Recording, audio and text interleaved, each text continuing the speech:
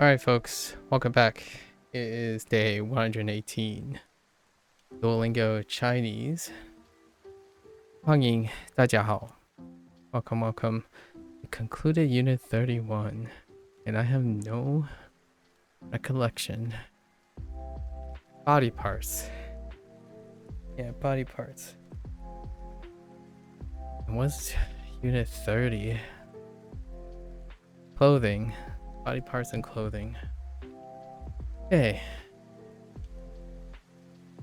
The dinos are still fairly rowdy, especially the Stegosaurus. Baby stegs a bit rowdy. Ooh, had to run around a little bit.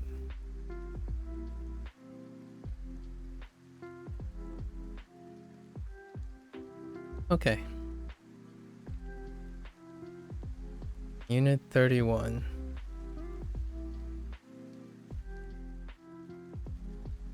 Body parts.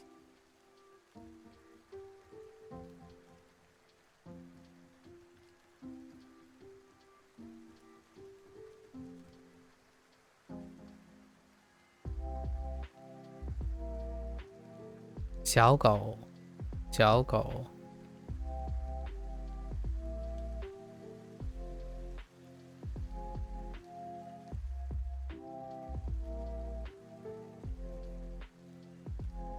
Hole.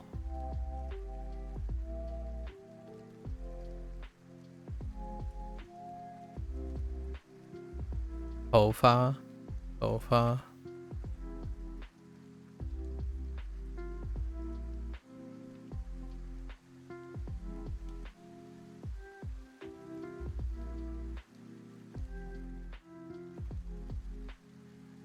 Lian.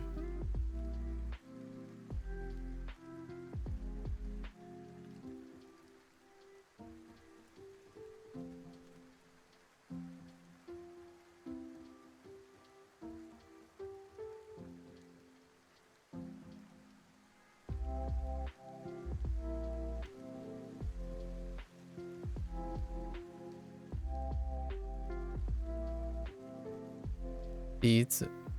Beads.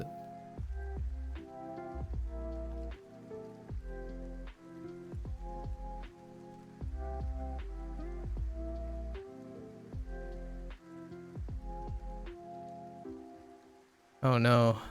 Same one. Again.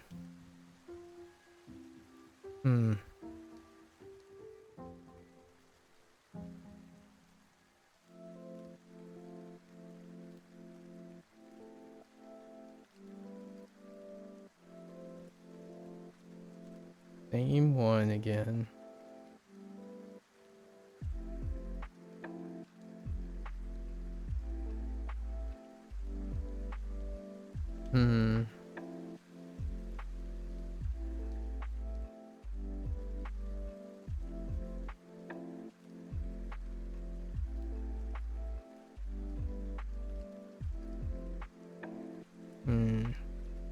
Arduo. Arduo.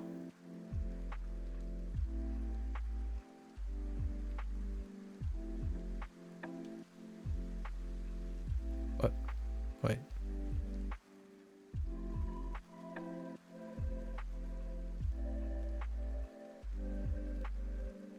Arduo.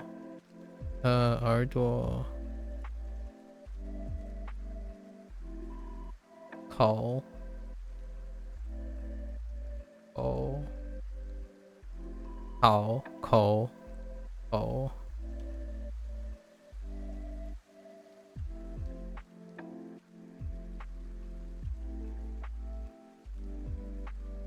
嘴巴。嘴巴。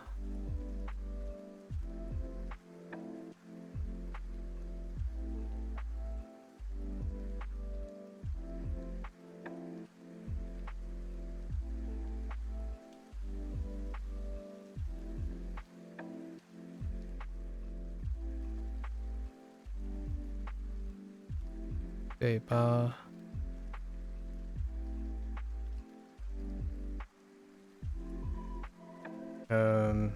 哦，眼睛，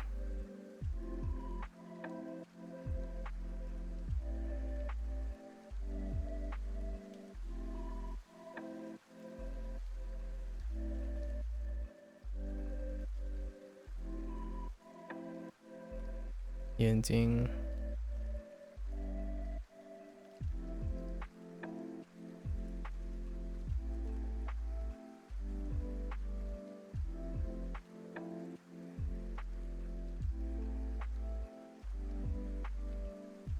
身体，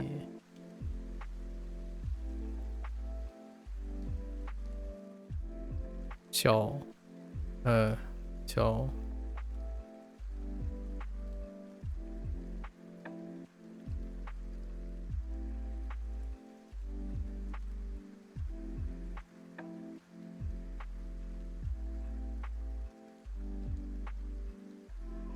脚，脚，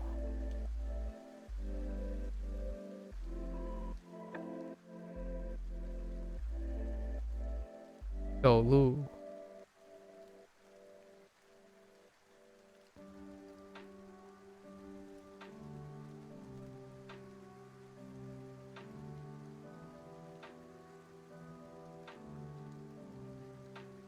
，oops，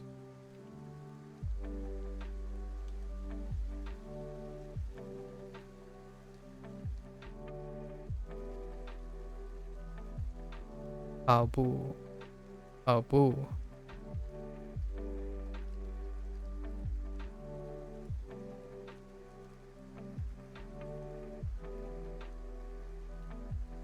半个小时，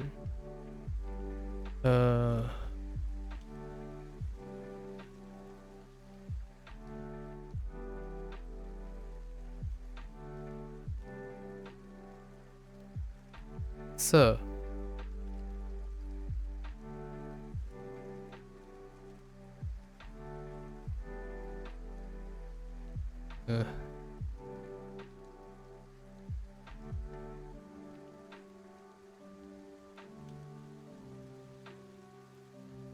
黑，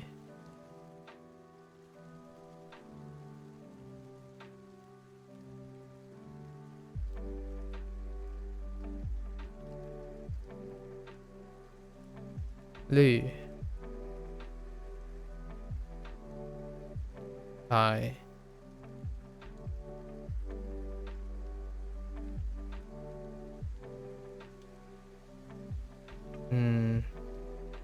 小，小，小，大，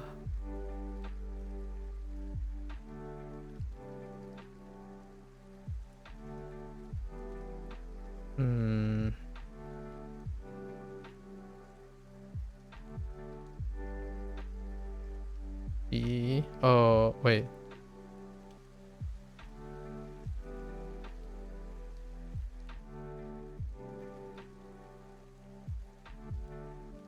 that's previous unit, it's fine.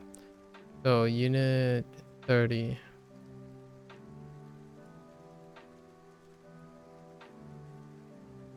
见，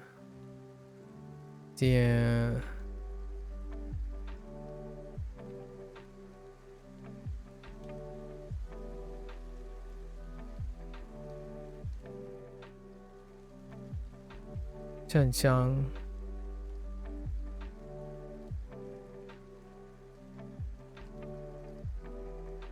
桥，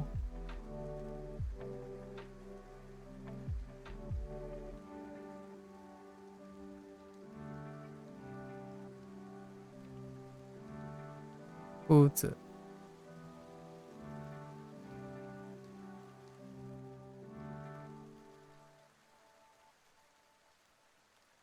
村子，村子，哦，右，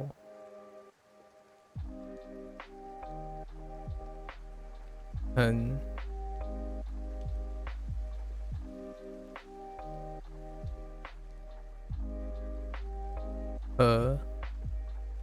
双，双 Ugh. Let's clean that up just a wee bit.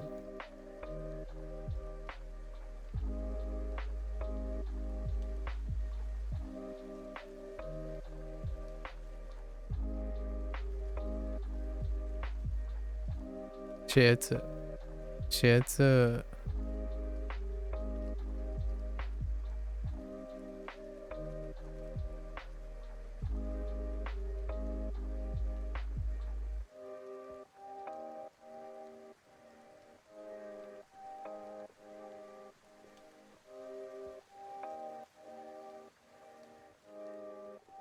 蓝色，蓝色，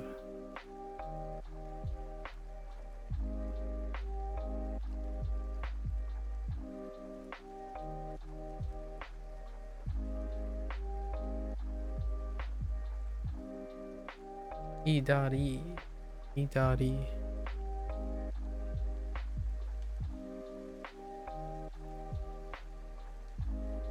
嗯。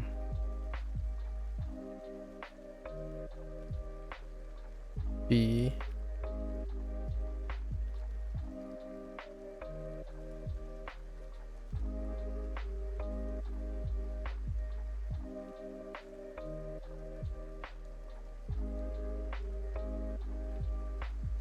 好看，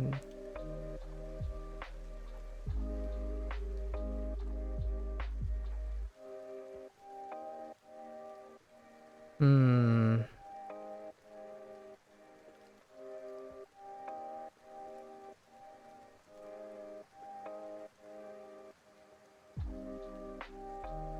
，I'm drawing a blank. Oh no. Oh wait, wait. Um.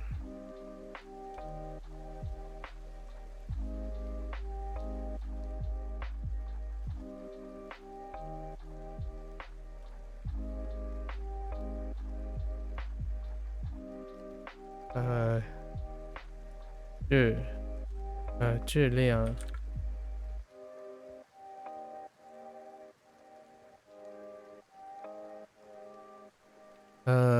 质量，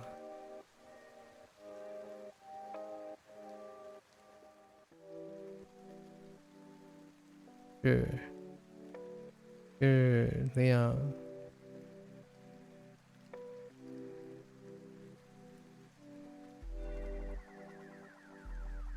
质量大，小，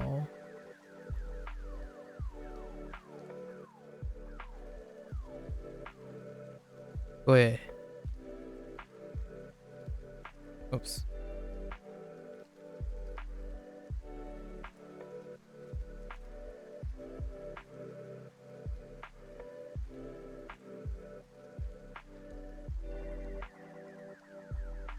便宜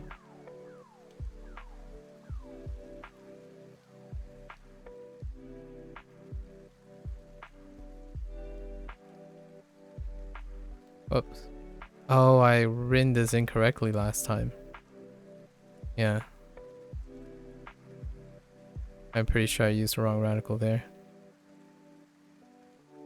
The left radical was written incorrectly yesterday. I probably used this as opposed to that.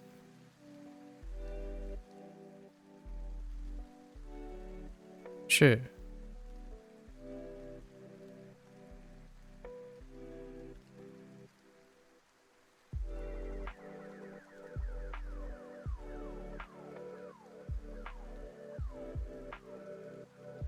I 要。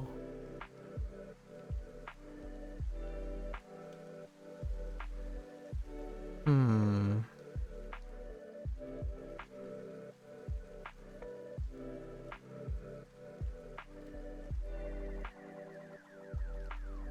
I think we're good. All right. Let's go check quickly. All right.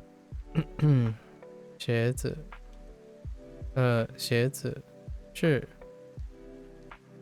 蓝色，蓝色床比正常质量裙子还要小，意大利大，好看裤子。keep getting tie, it's fine. Tie throwing everywhere. Okay.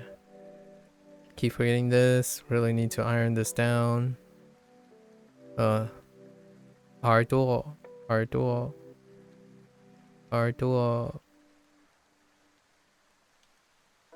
眼睛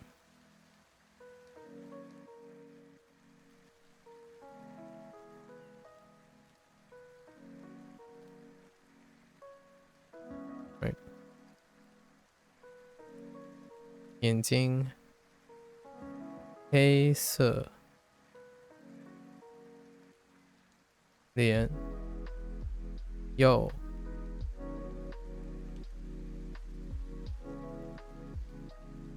嘴巴脚头发绿色埋了 oh no not part of the unit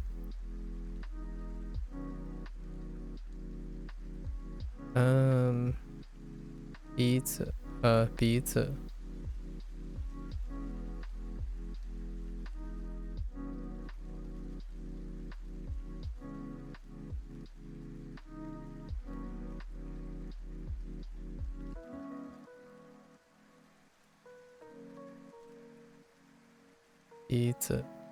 actually I want to check on beat yeah all right hit shift all these ones are fine yes all right new vocab day communicate travel issues okay 我会坐晚上9点半的飞机去伦敦 okay I'll take the 9:30 p.m. flight to London okay yeah 我会坐晚上9点半的飞机去伦敦 okay is the trains okay let's 火车站 new character 机场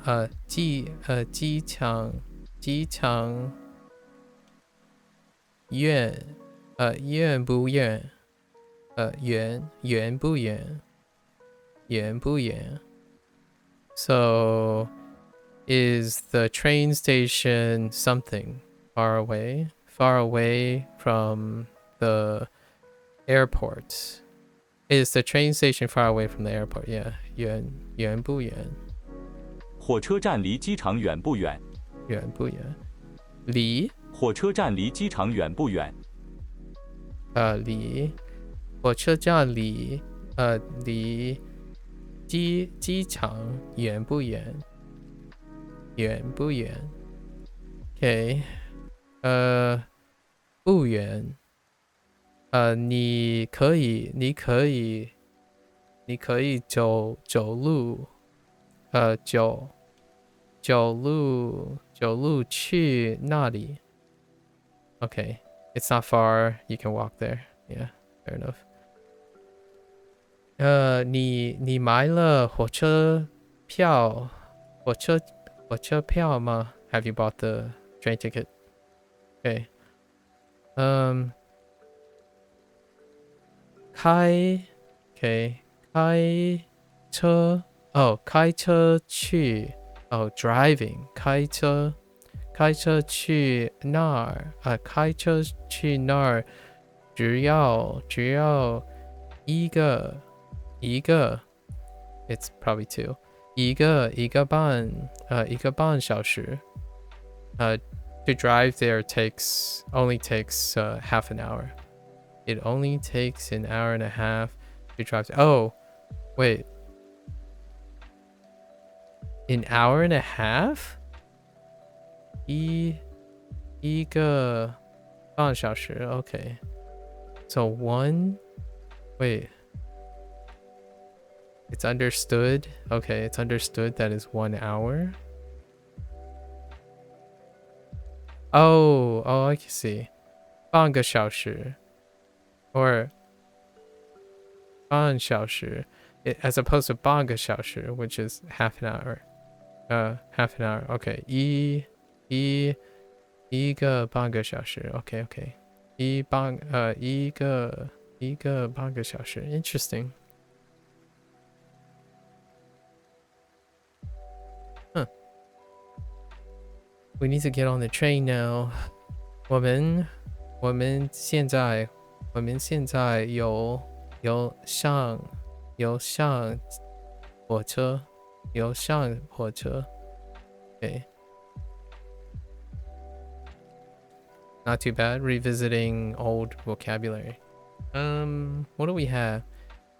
Li is the only one. 火车站离机场远不远？ Yeah, Li.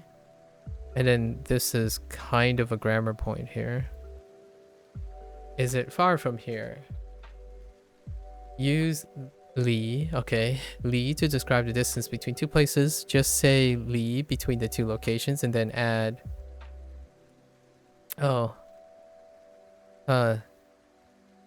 Jin to say close or Yuan to say far. Got it. 医院离这里远吗？ Is the hospital far from here? Or is the hospital from here far? That's fair enough, like the literally. But is the hospital far from here? Yes. 他的家离学校附近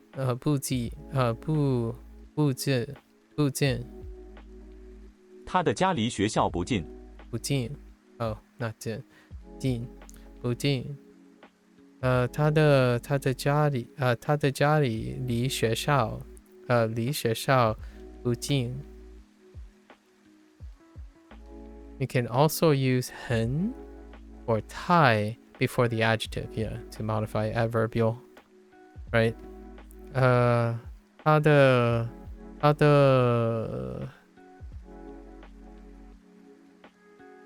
办公室离这里很近。Her office is very close to here. When you use 太 remember to add 了 yeah, after the adjective. Yeah. So 酒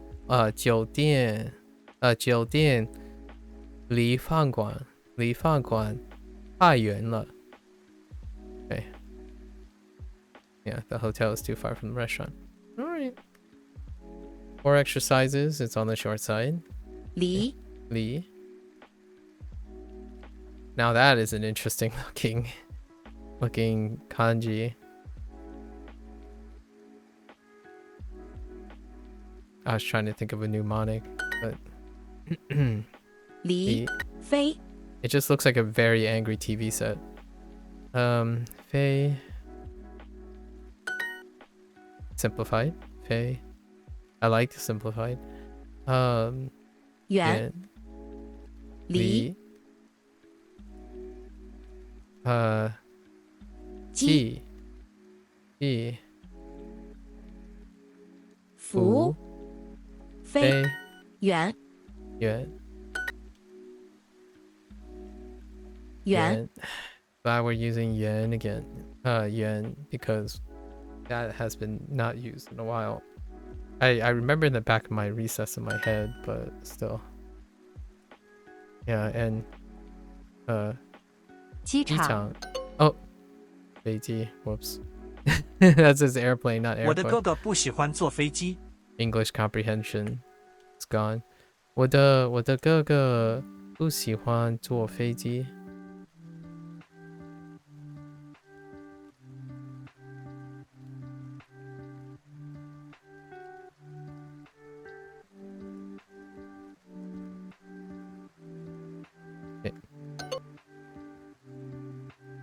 Oh, that's not like to take. Oh, okay, sure. 机场，我在飞机上没有睡觉。我在飞机上，我在飞机上没有睡觉。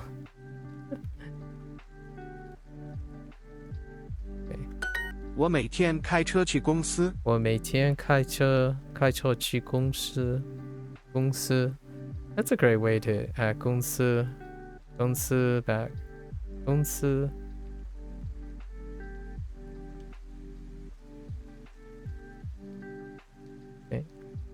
你开车来要50分钟。你开车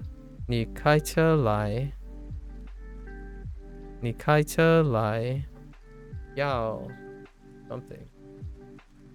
How much time I missed tonight? 50分钟。你开车来要50分钟。你开车来要50分钟。机场离这里远吗？ Oh, they're cozy. Hola.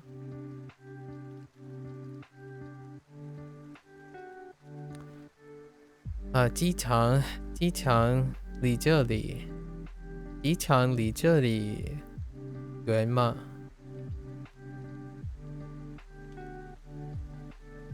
机场。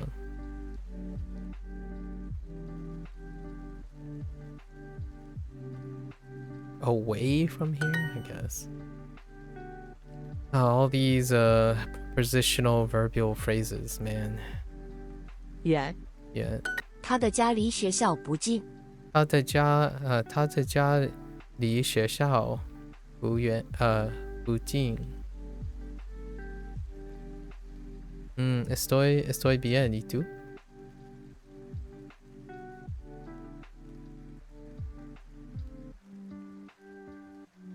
他的家离学校不近。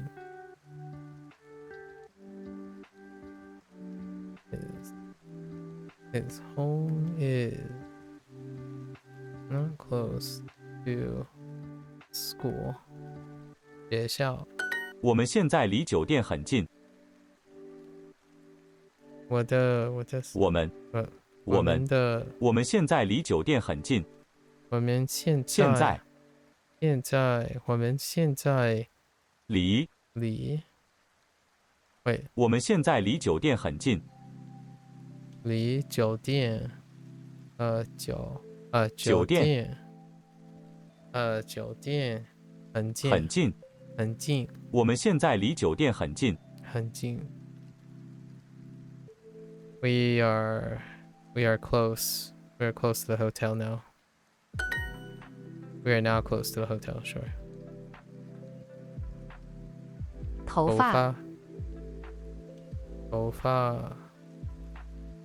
甜点。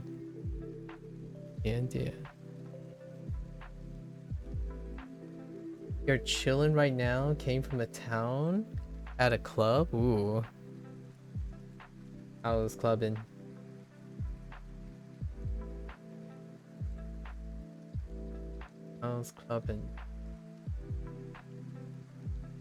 机场。质量。可。飞机。我的哥哥不喜欢坐飞机。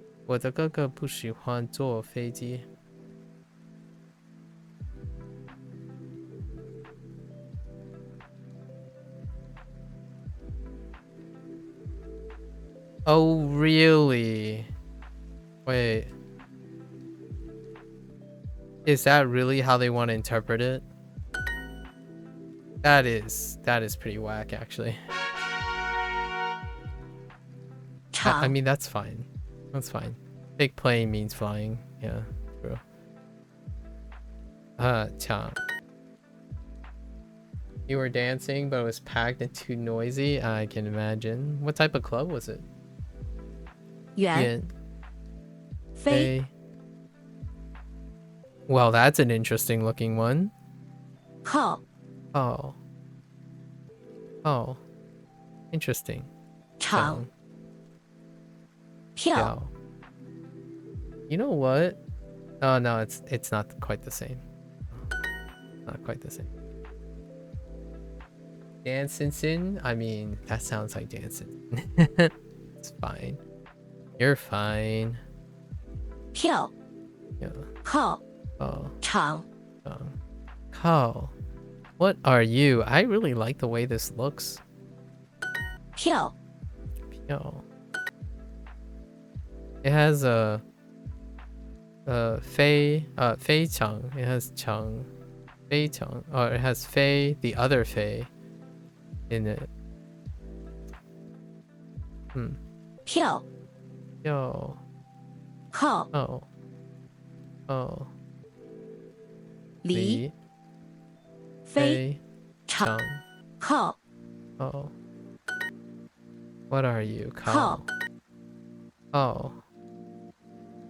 火车火车、停车停车 Stop the car. 停 Ting.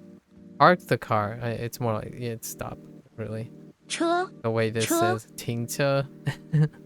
停 Oh, wait. I forgot about my pinyin. This is first day. Ting. Okay. Tingcha.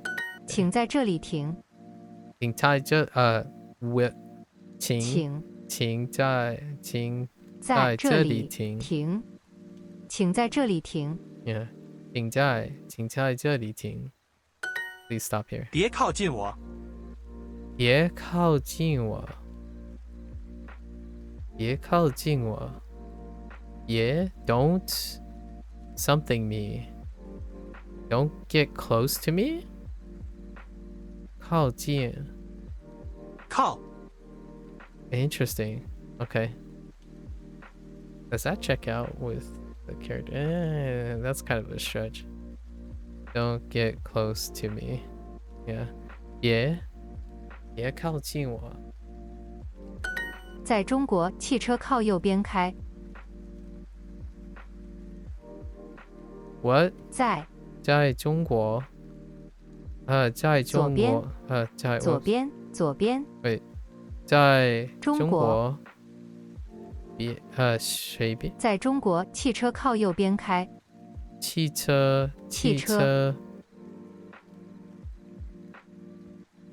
在中国汽车靠右边开汽车靠。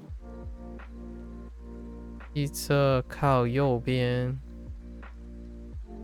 靠右边开 Oh, yeah. Fair enough. Fair enough. This is a inside joke. Not a really inside joke. It's I don't know if people already know this. I feel like sometimes they forget. But 在中国汽车 not 汽车 wait yeah 汽车 interesting 汽车 really oh yeah no that's fine yeah 在中国汽车靠右边开 you drive on the left in China you drive on the left in the car you drive on the left side of the car as opposed to the right side.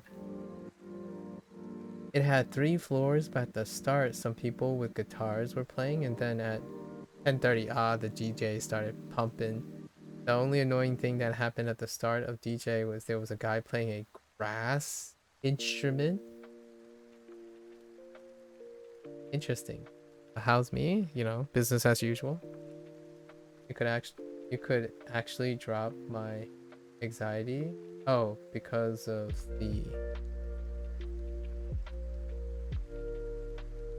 the brass instrument? What is considered a brass instrument?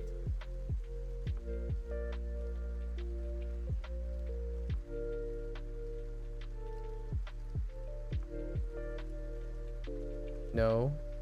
Okay. A brass instrument?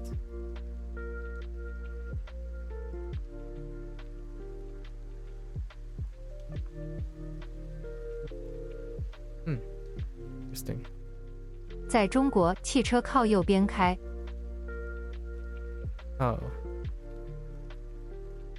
靠右边。When you go out, you're bad with anxiety. Okay. Oh, okay.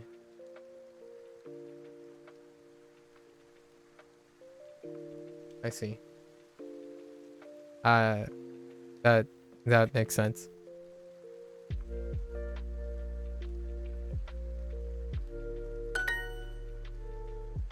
Cars drive on the, oh, I mean the right side. I didn't mean the left side.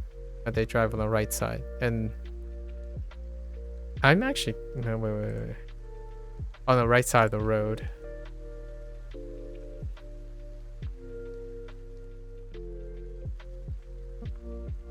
And then the cars are on the left side. The steering wheels are on the left side. 请靠左边停。请靠左边停。请靠左边。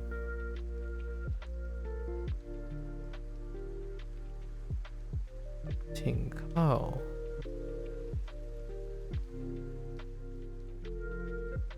靠。On? Oh. Please, okay. I think I said left before. I meant right for 右边. 左边, this is left side. Please stop on the left side. 你买了火车票吗？你买了火车票吗？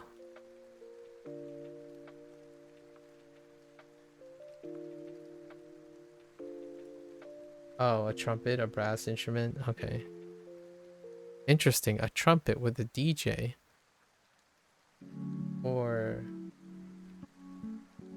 the DJ, there was a guy playing a trumpet. Interesting. Huh. That's an interesting thought. When I think of DJ and a DJable, like DJable brass instrument, it's not a brass instrument altogether. I would have thought maybe like meme it up with some saxophone, you know, like ba da da da da, you know, da da da da da. That's all I can think of. The meme. That guy is still rocking pretty hard with that saxophone though. It's evolved actually. It's gotten even more elaborate, that performance. 你买火车票吗? The trumpet guy wasn't standing near the DJ. Oh, it was. Oh, that's awkward. That's really awkward. Have you bought the train ticket? Okay. 你买了你买了火车票吗?火吗？ That's really awkward. It's like competing, you know, it's like going to Times Square and you have like three competing street performers, but they're uncomfortably next to each other. If you know what I mean. Like you're standing there, someone starts like, oh, this is nice, and then suddenly like someone right behind you, like you turn around, it's like, oh, they're performing too. Okay, I guess that's okay. The plane ticket to Italy is too expensive. 机票去意大利太贵了。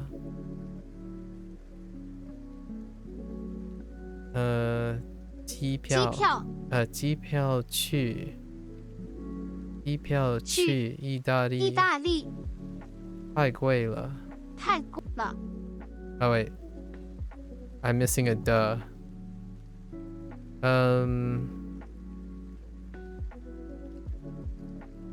机票去no 机票去的意大利 no 机票去意大利的太贵了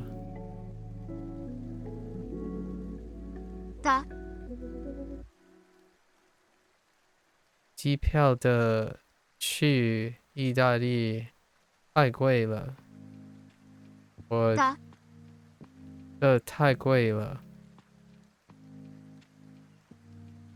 No.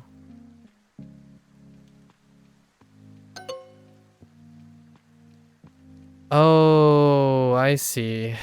Oh, 去意大利的机票 Okay, fine. That's interesting. I written as tickets, the plane ticket to Italy. I literally did it. Literally Italy did it. You know? Some might even say Italy did it. You know? Ticket to go to Italy is too expensive, is what I was trying to do.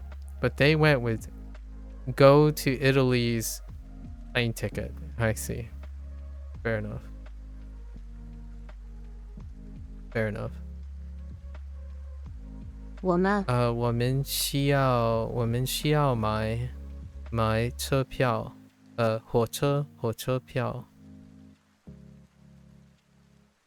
我们需要 or need要 works actually. No? 都买 Oh, come on. 火车票 It's fine. It's the same. Like it's the same. There's so many ways to say we need to buy. I was actually literally saying we need to buy. 我们需要买需要买火车票 Okay 我们都 that's saying we all need to buy we all buy a train ticket oh no it's not 我们的买 what the I don't actually know how that works 我们的买 vary? Huh? Like increase? Density by? Oh, that's a little... I might have to look that up. I actually don't know how that works.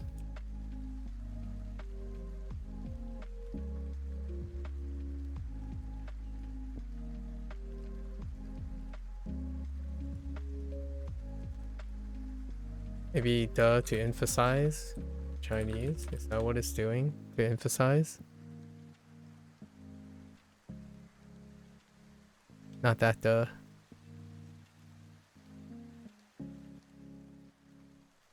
I'll have to look this up. I actually have no idea. This one is really weird. Maybe woman. Oh my grammar. This isn't really the place to rant about. Okay.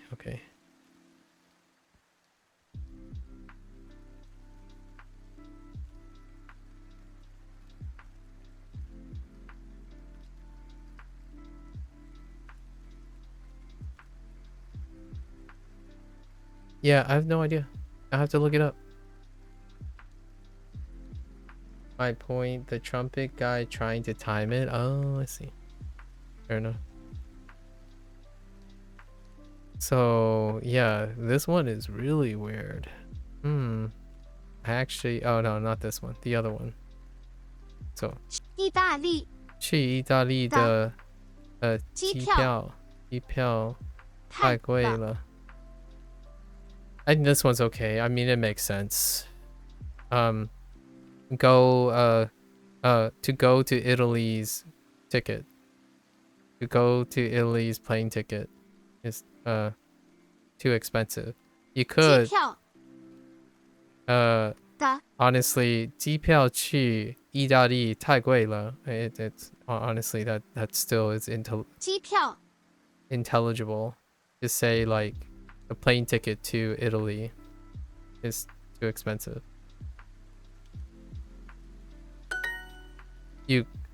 I have a feeling maybe it has something to do with Thai. Maybe it's like if it's 很 maybe 机票去意大利很贵. I don't know. We'll find out. I'm sure we'll learn on the next lesson set. And this one, I have no idea. 我们我们得我们的买买火车票. 火车票， I have no idea how to explain that. No idea where they're going. 办 Um, 让 do you use Mandarin more with my parents? Even though you use Fujianese, we only speak Fujianese. 让 Right. Oh, interesting. Interesting. Yeah. Huh. 让 I have no idea.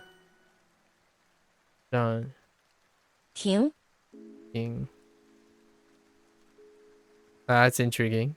King. 办 Done. What is up with these? Ooh, I feel like those last three are simplified. Oh man, these are weird looking, so they gotta be simplified in some way. I think the bottom part is simplified, and then the left side is simplified, and that might be the top right is being simplified. 迟 Sure. Sure. 迟 Sure. Interesting. Sure. Sure. 让 停 King. 飞 Hey. What? 迟 Okay. Sure. 迟 All right. 我应该怎么办？我应该怎么办? Oh. Oh no. We have extra synonym phrases. There are so many overlapping phrases now, which makes sense. I mean, you kind of get to the point where, oh, this is like there are 4 or 5 ways to say the same thing in different degrees with different nuances, and that's perfectly fine. Functionally, though, you could say all of them, either of them. I think having a bunch of phrases that kind of sort of says the same thing is very healthy until you decide how or where and you get the nuances. I like their approach here, in my opinion. That's kind of how I feel you can encourage people when it comes to English. Like, if you ran to the store, is it the same as going to the store? Well, technically, if you're like really being technical and stuff, like they are 2 different phrases. However, if you don't remember how to say go to the store, you can, substitute walk, run, drive, etc. So instead of foundationally giving only one phrase, like go to the store. Yeah, synonyms are fun. Synonyms are fun, but head scratchers until you know what words to use over the other. Yeah, or you, in my opinion, when you learn all those things, use them. I think overall, in the long run, I don't know if I can speak for Chinese or Japanese. In terms of English, you end up carving out your own idiosyncrasies in English. So, like, I could have said behavior there, but I chose to use idiosyncrasy, right? That's kind of the nice nature of, and I imagine you can still do the same with Chinese and Japanese. Your quirkiness with your language makes it all that more enjoyable to explore the language. I think hyper-focusing, right, which Japanese learners, in my opinion, tend to have, where they hyper-focus on way early on instead of, so they limit the exploration of the language as opposed to knowing that, hey, you're learning, there's lots of things you can try out. Using higher level language and come off wrong though, if you're thinking about only the wrong situations, then yes, it can come off as wrong. If you're thinking about it in the right situation or an extension of their personality, then it can't be wrong. So what that tells me is that you can think and you have insecurities involving someone using high level language. But high level language is created by the two people involved. So I use idiosyncrasy, and it is an idiosyncrasy of my own personality. So if you think it's wrong, then that other person can think you're wrong, and then you don't be friends. That's kind of how it works, right? Since you use the word wrong first, then you're the person who has issue with it, right? That's kind of how that works. And if you think about it, most of the time I feel like you're okay with that because of how you described your interactions with other people already. Usually I don't ever think about someone cynically. So when you think of higher level language, I think of someone who's passionate about their language. If they start sounding condescending, then they're condescending. I still don't actually find it wrong because it's part of their personality. I don't have to be friends with them. Right? If there's no mutual respect, there's no mutual respect. Wrong and right, generally when those words get thrown around, it tells me a lot about the other person. Using higher language in a casual, funny chat, that can come off as condescending though. I use it nonchalantly, so whether it's funny or not, it is up for the person to listen. I don't usually intend for it to be funny. Most of the time I tend to use language because I want to use, and then see how the other person responds, I suppose. But in this case, it would be really funny if I deliberately try to use words I don't understand what they mean. I mean, there are situations like that where someone would use a word where it requires elaboration. Is elaboration a word? I think elaborate also functions as a noun too. Using words to make you look big. If they intend to look big, then I would have to try to understand why they want to look big. If you get insecure about them trying to look big or offended, again, you don't have to. Generally speaking though, when someone is trying to use a word and they're trying to look big, then I'm more curious why they need to look big. It's a difference between you thinking what they are trying to do versus trying to figure out what they're trying to do, right? So I'm flipping the script every time to offer the alternative perspective or something that I think. When someone is trying to act like condescending to me by using like big words or something, my question is why do you even have to do that, right? We can all use and also I guess not necessarily big words, more non-natural words. I don't know what phrase would fit here. I think the common layman would use the word natural, non-natural words. Natural being not topically relevant, right? Like using the word topical. In fact, here's a funny thing. There was an article, I think Fictitious linked the article, that said, and this was from a Gen Z influencer. Gen Z influencer. And they suggested that it's very easy to tell that something is written or said by a generative AI when they use words like robust, which is not a long word. It's not a big word. It is a statistical word. So my first thought was I use the word robust a lot.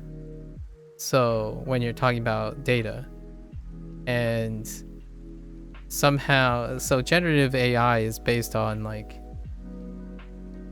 you know, it samples human speech. That's where its models come from. How about posh people in a lower class society?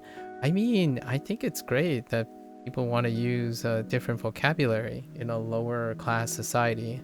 I don't understand that prevalence of language being lower class or words being lower or higher class. I use the word shenanigans all the time. Shenanigans is, I don't think it's a higher posh people or a classes word, or like hooligans, right? Hooligans and rascals, but those aren't natural words. So that's kind of how I feel about when it comes to learning Japanese, even when I don't have a comprehension of Japanese or Chinese. When someone says, oh, you know, but it's so easy to say, like for example, my conversation with a native speaker, actually a native Taiwanese speaker recently, and they told me like an for hello. It's a Taiwanese saying, and we had a conversation about regional differences that are still kept, and I still ask, have you eaten yet, even if I don't know the person. And that's actually really old school. It's really old school, but I'm diaspora, so I'm not like necessarily in Taiwan or in China, so I still ask, hello, have you eaten yet? That's usually my introduction. Meanwhile, that person will say, oh, interesting, like we were exchanging ideas. And anan is pretty much how I've heard that before. Or they say good morning, good afternoon, and then tag the person and their title, basically their relation to themselves. It happens. I mean, I still like that the Cobalt Core, the game that I just played, they used the word salutations.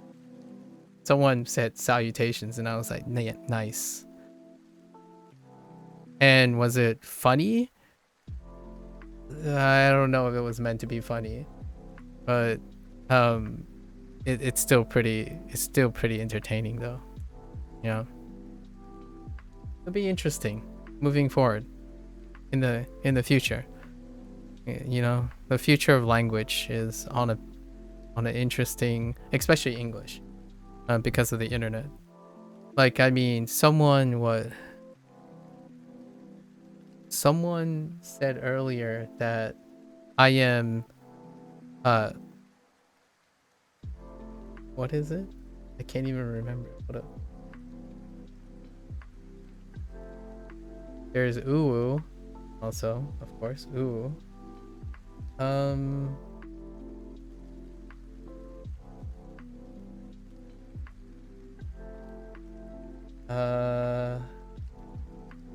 It's probably the first remark. Oh, ligma. Still use the word ligma. Salutation has a more deeper meaning. I mean, it does. It doesn't have to for the person you're talking to. But yeah, it has a lot of meaning. So lots. I don't want to sound like a contrarian, but I think words that have a lot of meaning are the most ambiguous. And the most ambiguous words are the more common words. So go, bro, get, live, bad, good, wrong, right. All of these have the most meanings. So because they have the, or not really most, but higher meaning, these are the most ambiguous. And then yeah, ligma. So for me, when you use quote unquote big words, I suppose big words, it's to be more specific, so that they actually ironically have less meaning, have less possible meaning. So instead of saying good, excellent. Elated. Energized. I don't know. I'm saying random words now. And then live. Content.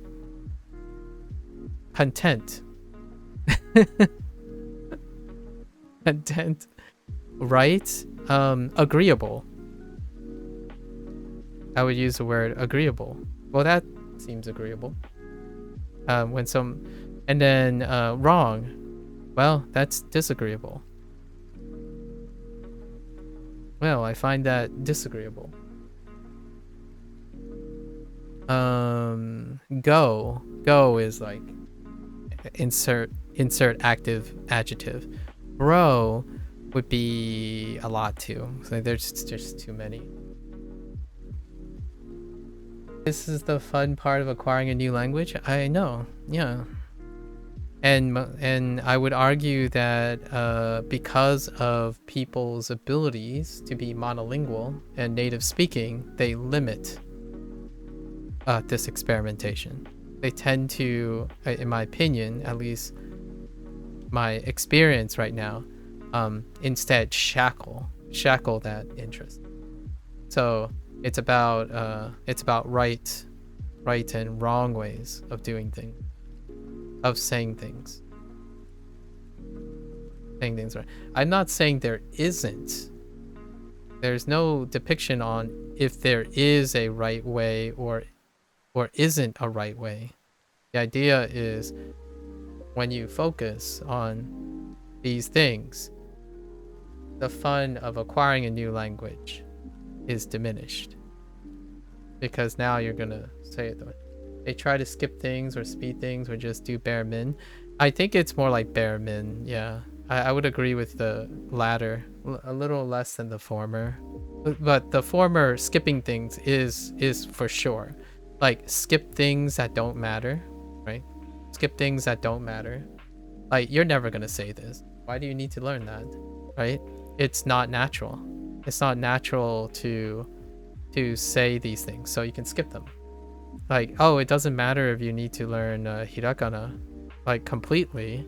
Eventually, most of it is kanji, for example. Or, and then your bare min, right? Bare min is the word they would use is efficiency. Oh no, this is perfectly fine, Cozy. I love this conversation. I'm trying to think of like words that intellectuals, right? Words that intellectuals use in place of this, in my opinion. So like when you say skip, because it doesn't matter, because it's not natural, right? So you don't explore not natural things. So they definitely do not do things that are unnatural, right? And then efficiency is the other word.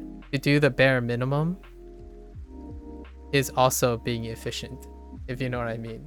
So when someone says, oh, that's not important, it's like, hey, what is the fastest way to become fluent? Do the bare minimum and skip all the things that doesn't matter to you. That's how people learn language. And I'm like, what do I do? Slow myself down and talk about random things and smile and have fun about talking about people who like to skip everything. That's okay. I'll sit here and enjoy my cup of joe. I don't have a coffee, but like, hey, you should read all the grammar rules before you start learning how to construct sentences. Like, well, okay. I mean, I'll figure it out. Okay. Like, does this still work? Do you still know what I'm talking about? Yes. Okay. Then you have an issue with that. Yes. Oh, okay. That's fine. Like, you have to say it the correct way. I mean, I would be floored. Right, Cozy? I would get really, honestly, like, it kind of sucks when someone, like for example, you typed dancing sing, right? Dancing sing. Or I had trouble understanding what you meant by grass instrument at first. But then it doesn't matter because eventually I'll know what you mean, right? You elaborate and you talk about it and stuff. And now I can't unhear grass instrument when I think of brass instrument. And I don't think that should be like an embarrassing thing or something. I think that's pretty funny. Or like funny in an endearing way, right? I don't know. I understand that high language can be condescending and high class a lot of times. Honestly though, if you go for those high language things and you have a reason to, go for it. Brass, you blow into it. Brass. Yeah. So over time, I think that's my perspective. So here, like, 怎么办? 怎么办 is 吗 what to do.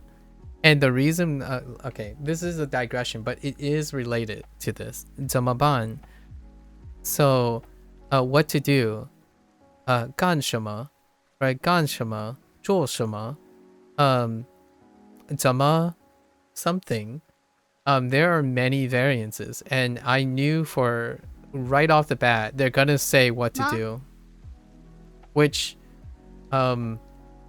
you're not gonna know which one to use. Honestly, for me, it would be 我应该怎么做 as opposed to ban, but I don't even know if it's right or not. Like, what I mean is, you know, the grammatically correct or not. However, in my opinion, if I say 怎么做, there is a chance most people will say, oh, you're asking me like what should I do? I'm like, yeah, really, but it's 怎么办? And I'm like, oh, okay, that too. Actually, I am kind of curious. Let's see.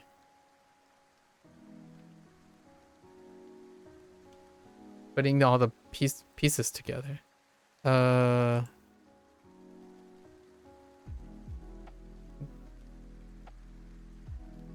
Okay, 怎么办? Okay, all right. So when I'm using Google. I'm using Google Translate. How to do. Okay, 怎么做? How to do, as opposed to what to do. wait. And then yeah, 干什么, which is what to do as well. So 我应该干什么? I don't know. There are plenty. What should I do, right? What should I do? Isn't it funny? I think it's so coincidental, this phrase. What should I do? 应该吗办 Like, what do you do? What do you do with language? You play around. 我应该怎么办? 我应该怎么办? 他们不说英语，我们不说中文，怎么办？ Having the similar things all in front of you make your mind go more into understanding what... I agree. Yeah, I agree. Comparing and contrasting, that stuff works really well. Like, in my opinion, it creates more relationships. So, like, constantly remembering things in isolation kind of feels very rote memory situation. However, if you learn something in the context of another thing, in the context of another thing, it's great, even if it's a simple sentence, right? Like, if I like something, what is the difference between I like something and I love something, right? That's good enough. Like, if you say I like this and then someone says I love this, and then you have to go to like a person learning English and they're like, what's the difference between like and love? It's like, oh yeah, you know, if you really like something, then you love it. But then don't you just say I really like something? Well, you could say you really like something instead of I love something. and I think Duo does that because they stick to simple sentences, so they do that far more often than other ways, you know, writing a full sentence or something and then really tackling the nuances, right? Really tackling how fun, so fun. Cozy, so fun. Very, you know, how fun. That's kind of funny. Anyways, 他们不说英语，我们不说中文，怎么办？ Taman. Oh, sorry, I have to translate this in order to say. So 他们 Taman Shore, like Taman Shore. What did they say? Basically the phrase, I summarize it. They speak a different language than me. What are we gonna do? Basically, Taman Shore. I forgot which one they said. Taman Shore, maybe. Taman Bu Shore. 不说， They're saying they don't speak this, and we don't speak this. What do we do? Taman Bu Shore, maybe. 英语英语我们不说中文中 no, 文汉语 or 中文 works. 中文中文怎么办？怎么办？他们不说英语，我们不说中文，怎么办？ Yeah.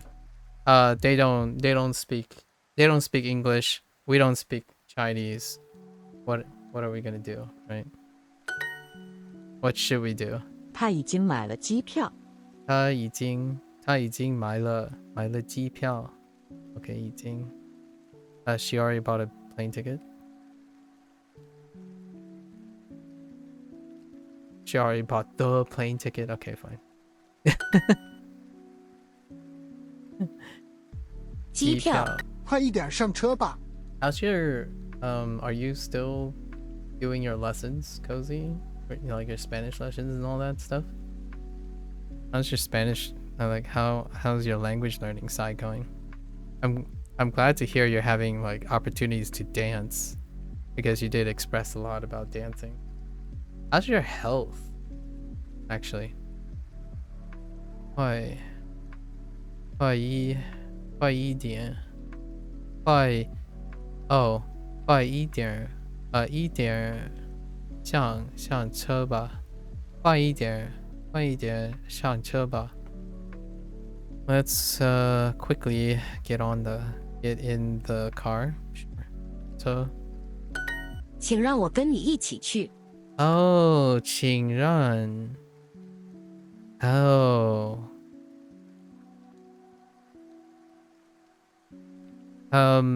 请让我跟你一起去 please like allow me or please 让 must 让 no let yeah I'm saying allow but they use let as in like allow me let so 请让我跟你一起去 please let me go with you or how are they gonna phrase this? Please let me go with you together. Okay, fair enough. Please let me go together with you. Let me guess. Please let me go together with you. Okay, fair enough. 我的公司不让我请假。 You keep forgetting to finish the lesson I'm on. It's reading 3 full paragraphs though.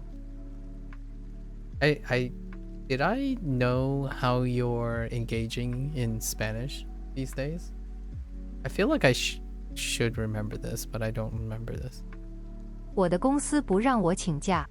我我的公司不要no 我的公司不让我请假they don't allow me yeah 让 is allow 我不让不让我我请假。请假。The company doesn't allow me to take days off. 我的 or 公 take 司 off. 不让我请假。Does not allow me to take leave. Yeah.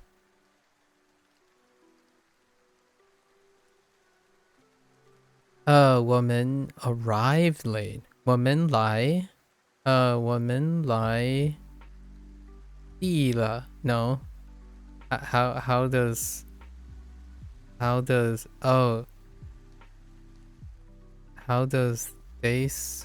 Mandarin say late? 迟到了。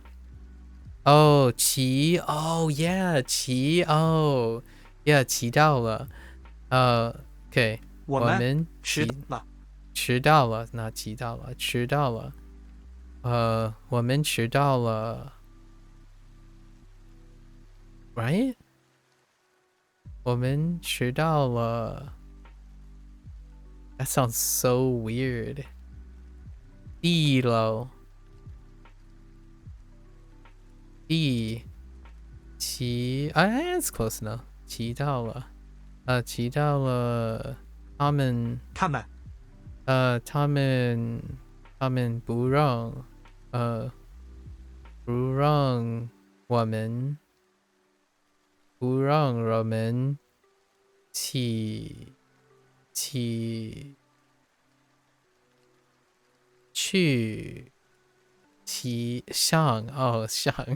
上飞机。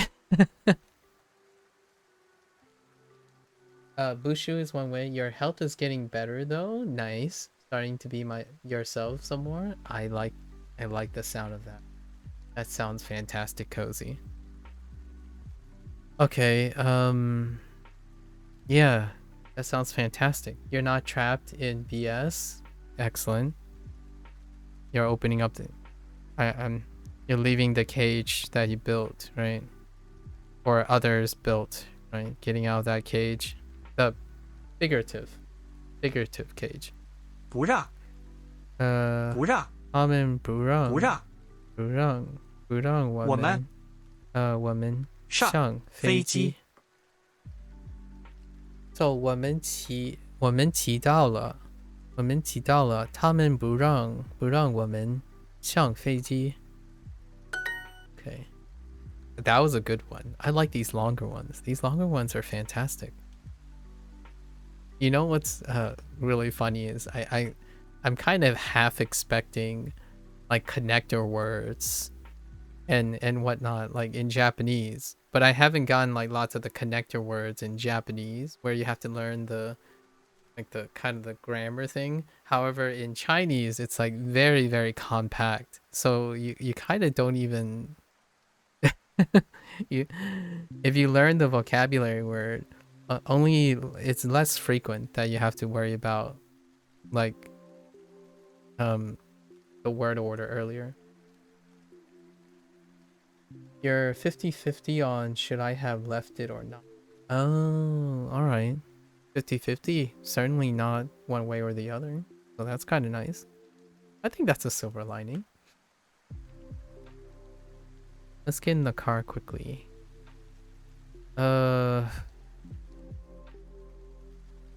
Let's get in the car quickly. 上车快见一点。Wait.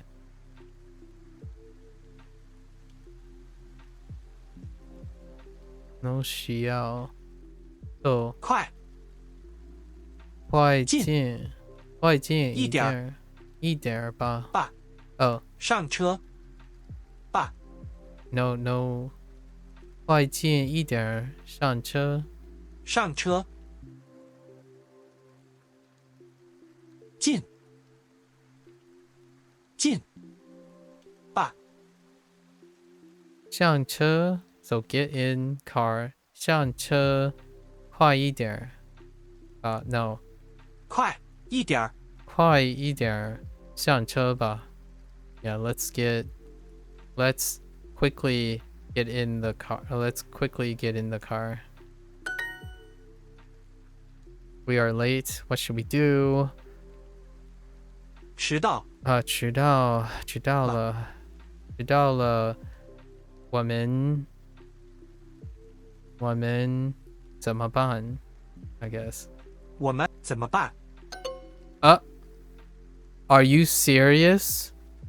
Oh, 我们try. Oh yeah, I put the 我们 in the wrong place. It's fine. 我们迟到了，我们迟到了，怎么办？怎么办？ Okay, fair. I got a little hyphy. I got a little hyphy and started thinking in a different order. Okay. That's a pretty good unit. I like it. 飞机，我的哥哥不喜欢坐飞机，我的哥哥不喜欢坐飞机。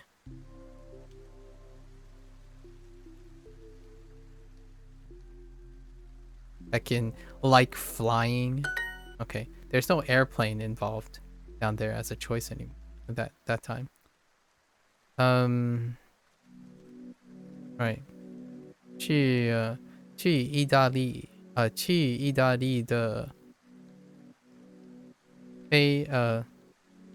机票太贵了。去意大利了 Oops.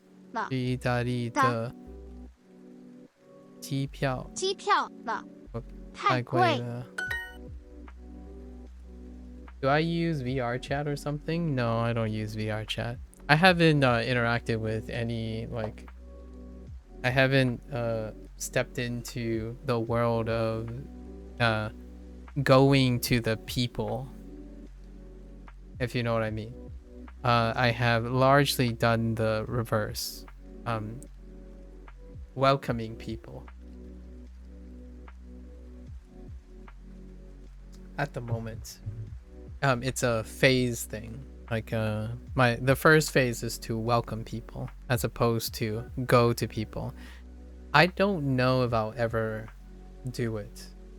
I like being an outsider, or I like being a visitor, but not a part. It sounds a little bit ironic, or maybe it might sound a little bit hypocritical, but I like being an outside observer. So there is a chance I might use VR chat in the future. I don't feel incredibly comfortable showing any of that. So we're focusing on how to welcome people. So if I did end up using something, you're probably not going to see me use it. So it's always worth asking. I think that's a very honest, important question to ask when someone asks me. So I get really used to it. I don't think it's offensive. Yeah, not VR as such. What I mean is we're not specifically even talking about the VR component of VR chat, but more like the chat component at this point. 我们 As volatile as it can be very volatile. I think the only time I took a chance, I took a couple chances in my 6 years of streaming, collaborating with other people who have a voice, right? And what I mean by that is people that I don't know personally or not have known. Discord texting to natives, I think that's okay. That's still more going to them than them coming to me. I think no, I don't do that either. I don't go out of my way to do that as well. Women, or not yet, anyways.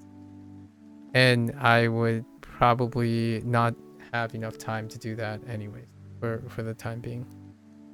Women. I think the short answer this might answer a lot of questions involving that. I am not willing to invest in someone who doesn't meet me halfway. So what are the more likelihoods in the situation of language exchange? The more likelihood is if I'm more likely to go into a foreign exchange, or not a foreign exchange, a language exchange situation than seeking a one-sided exchange. As in discording someone native, that person would also need the same enthusiasm for being a not native in English or any other language that I'm competent in. So the whole idea of going into VR chat to gain competence in a language, I'm very unlikely to do that. X Lotus, etc. in Japanese or Chinese, yeah, we do that. Lotus is a busy person though, so they have lots of busy schedule, but he finds me when he's available, right? Lotus finds me when he's available. It's not really the other way around, unfortunately. Or fortunately, I don't know. We usually chat in the whatever I find like language available or something. I tend to share it in Discord openly, as opposed to like anyone can see it. And obviously, if no one responds to it, then that is a perfect feedback for understanding that the investment is not mutual. So my doors are open for a collaborator. However, I do not seek and force collaborations most of the time. I think that is one thing that I like to distinguish myself from. Building like friendship and stuff is priority number one. Other things, not so much. So when someone comes up to me and say, hey, I watch you all the time, can you do X? And I'm like, have you played this? Like, do you like this? Are you interested in this? Or are you asking me to do something and then like not participate or anything? Because if I'm doing something, you gotta be a participant in it. So if I'm language learning, you gotta be learning something too. It's a shared experience.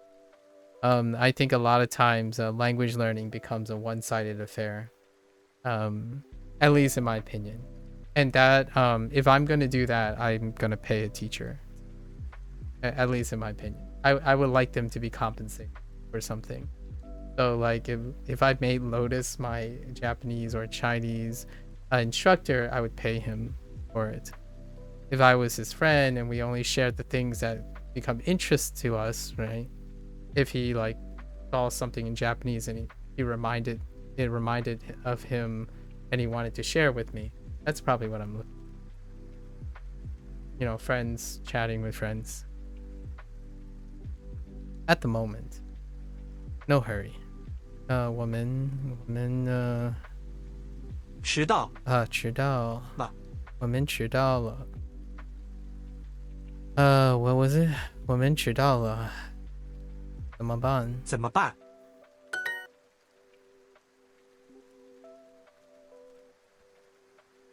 Oh, I guess I didn't complete my little short story. I did collaborate before 2 or 3 times with people that I didn't know really well, but we had a commonality, as in, oh, we both played the same game or something like that, maybe a similar background, and they all most of them were oneers, only one-time things.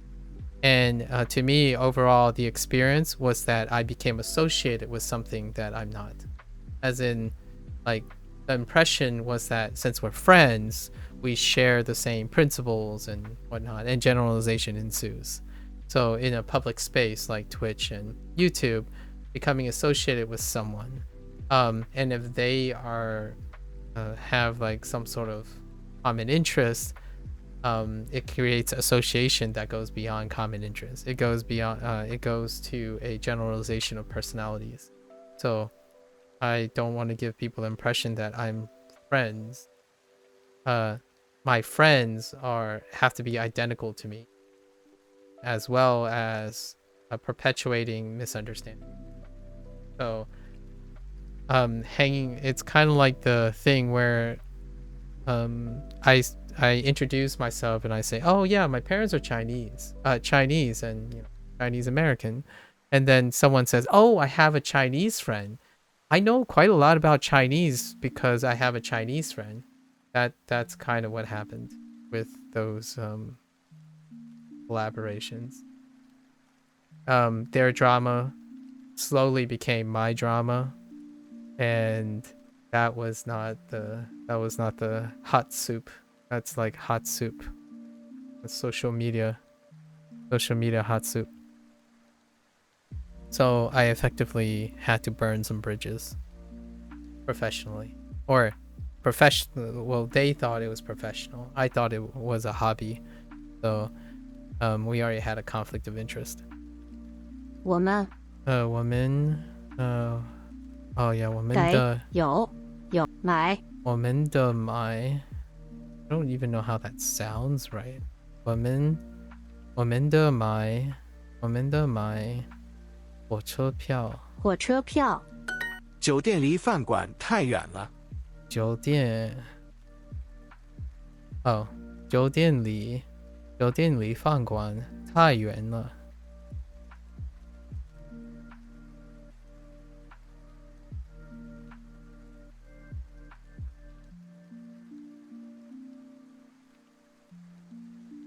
Far away. Wait.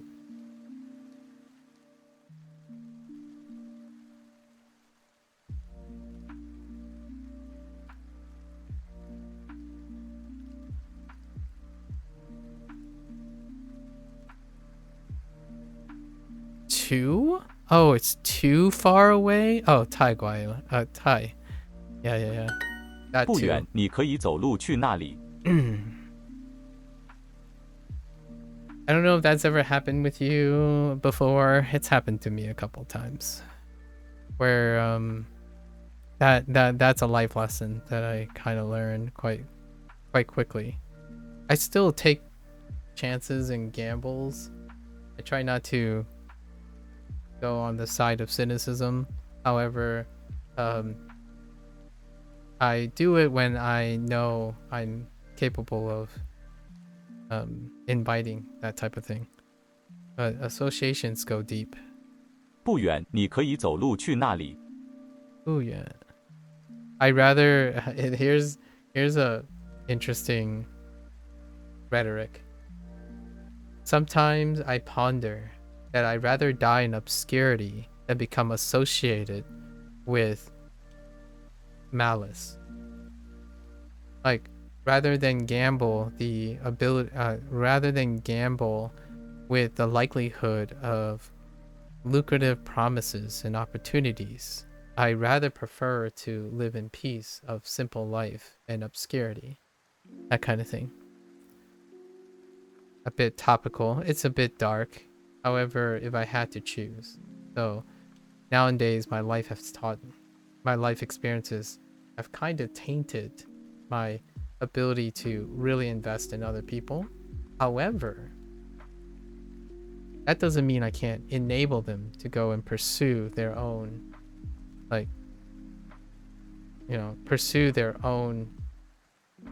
ambitions. Personally, I like that idea. You can enable someone to pursue their own ambitions. Much like receiving credit for things, I prefer not to receive credit for things as well. I like to see that they become the people I'm associated with go out and seek their own thing, take ownership of whatever they learned, and that is sufficient for me.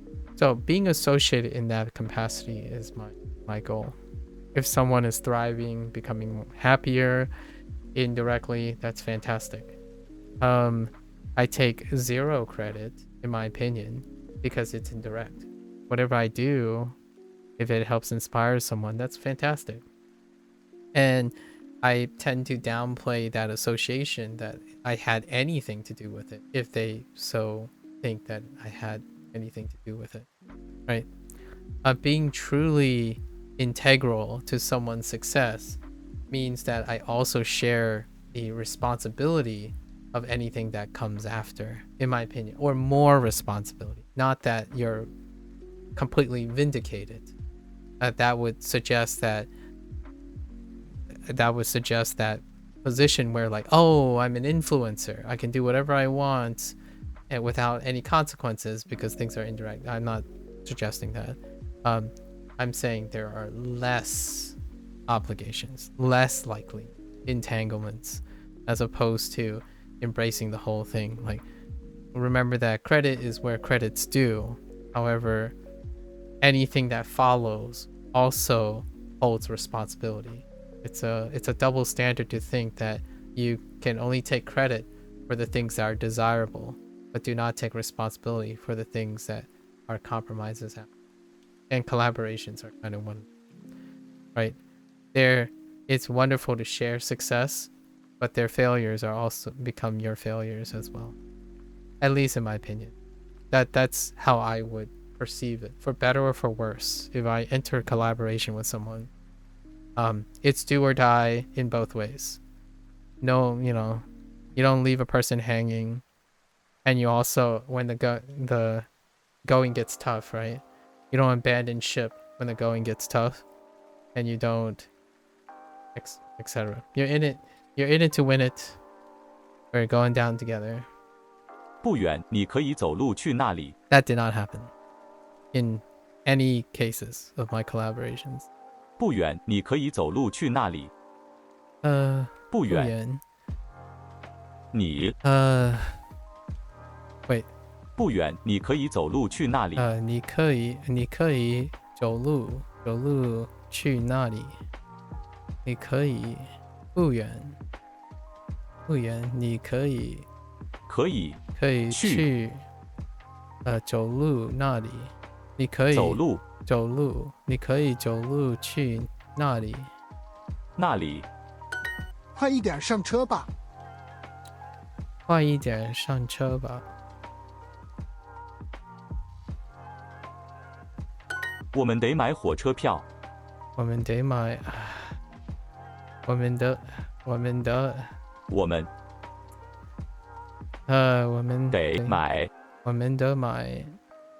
们得买火车票吗？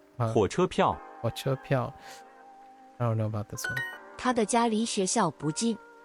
他的家离学校不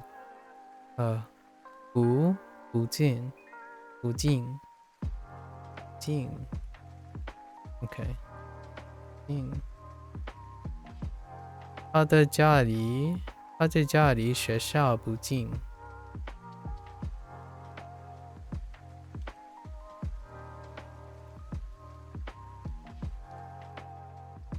His home is not close to school.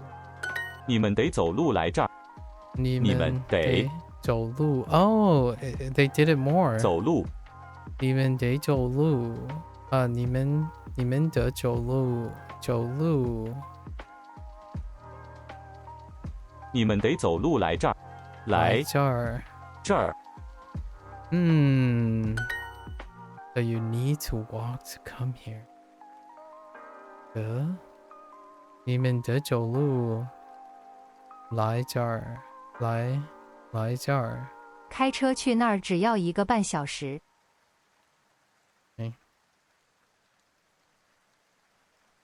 开车去那儿只要1个半小时。开车去那儿只要1个半小时。对。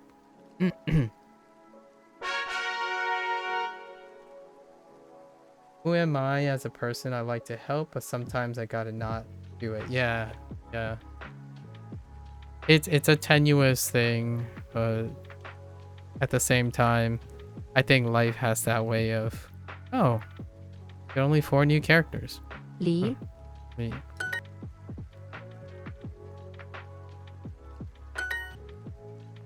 Yeah. 离 What a character. 离 Wow, this one is weird. 离 My next phase is talking to my next phase is using an LLM. If you're curious about that. 离 Because it's a tool, it's kind of Li? topical, and I'm Li? very interested in it. So we're like going down the LLM route, 离离 which is actually what Duocon's feature set was involving, 离 coincidentally. Well, not really coincidental. It's more it's a topical trend, so it's not a coincidence. Whoops. 离 It's kind of hard to. Yeah. 离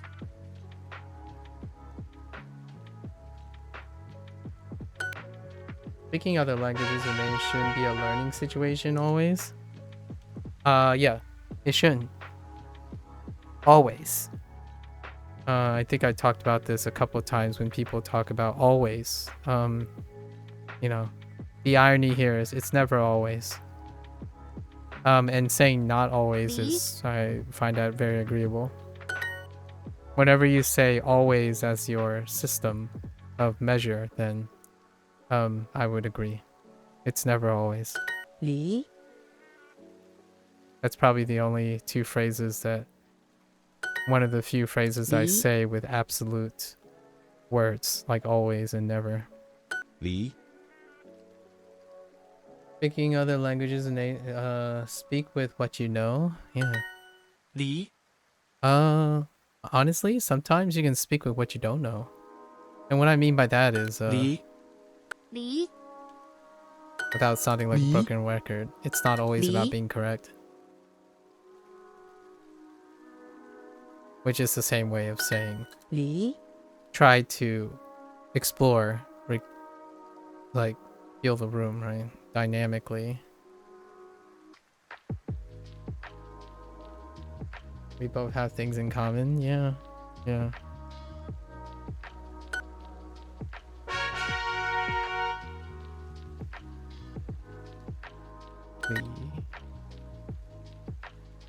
离 Okay. 离 离 离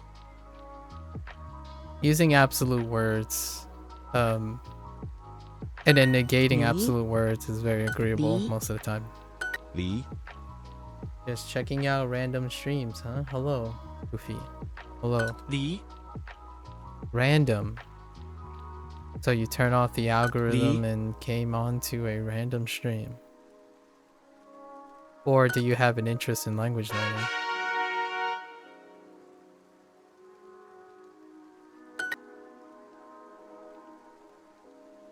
离 You're gonna sell for fun? Alright. Sounds like an entertaining way to Li? go about YouTube.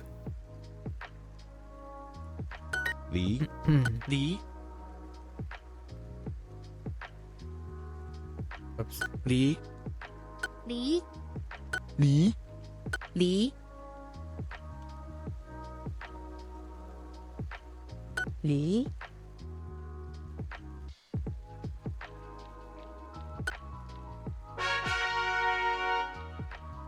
Okay. We 离 离 离 离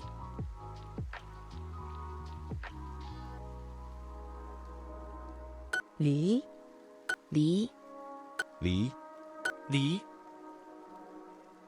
I need to stop doing that. 离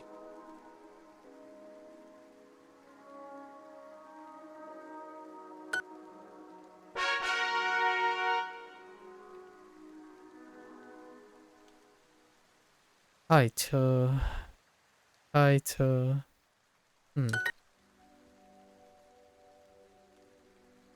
机场、机场，开车开车，吃完开车开车，机场，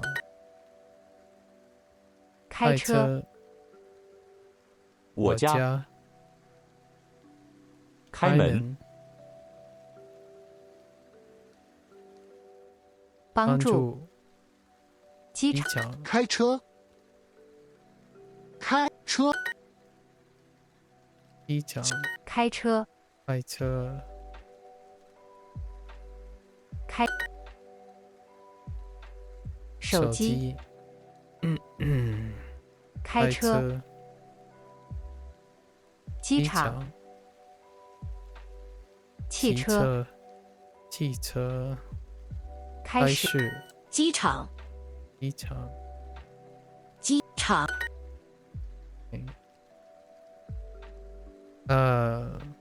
去过，过，帮助，开开车，车，机机场，场，医院，医院，开开车，车，留在，留在，留在，机场，机场，只有，只有，在家，在家，开车，车，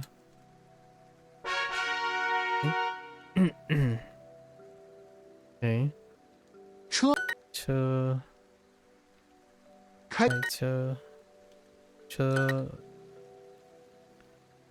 车票，票，开开车，车，车， ，oops，车，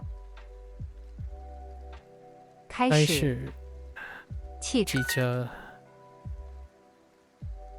开始是车，车，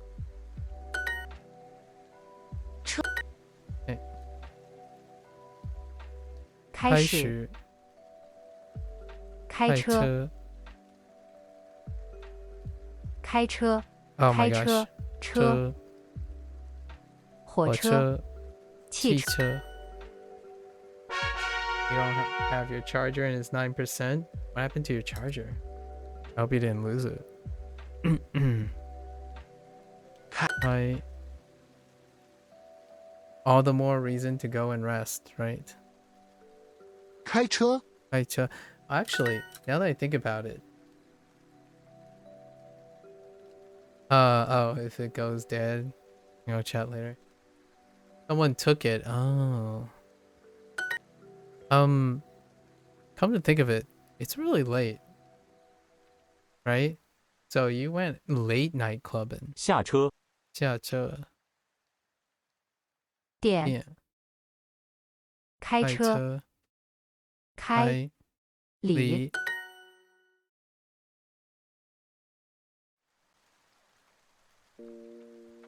You getting enough sleep? 开开车，开 right through the middle. 开开开车，车，下车，车。字，字。Oh my gosh. 字，路，路。It was after 2 when you went? Dang, that's some late night clubbing. 开车，开车，开，开。Youth.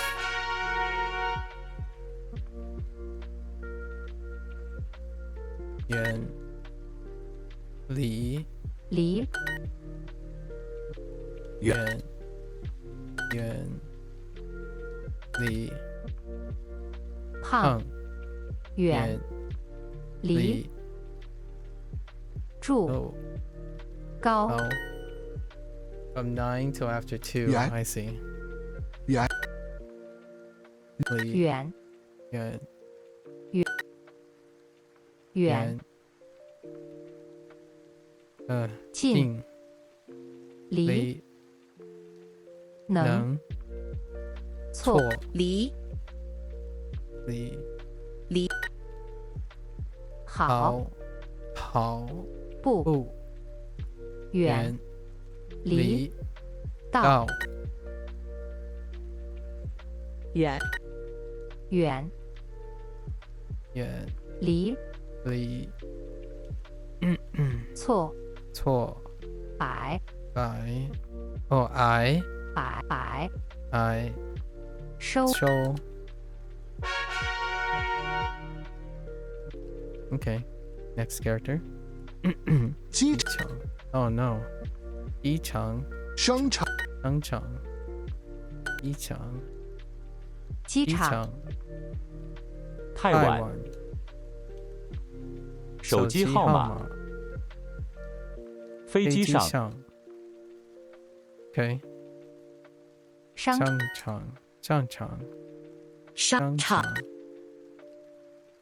机场机场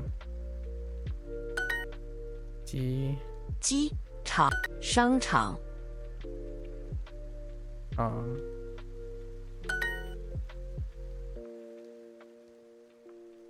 电视机场场商场飞机上。手机号码。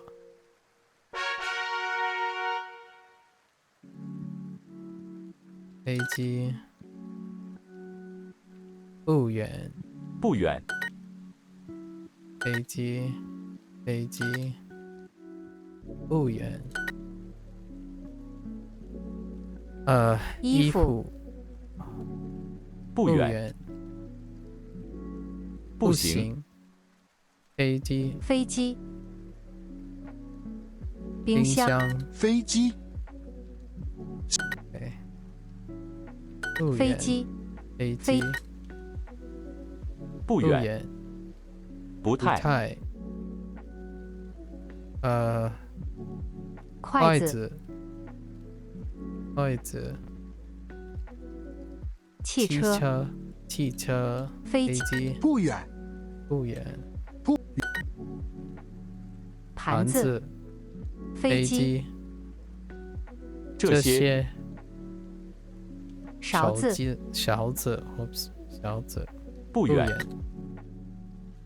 飞机椅子衣服公共飞机不远。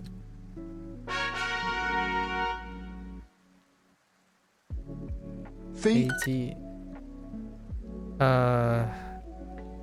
照相机飞机手机照相机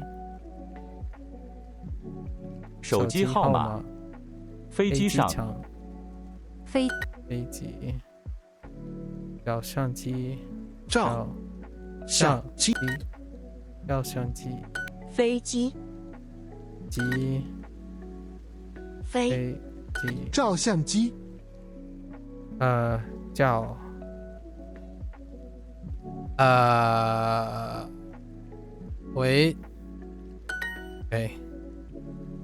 飞机上。手机号码。飞机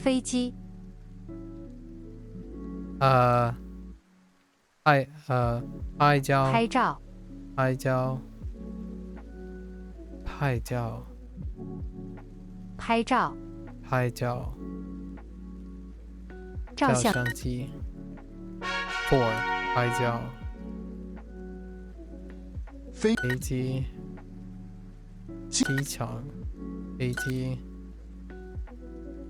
手机号码。机场照相机飞机上。飞机OK 机场飞机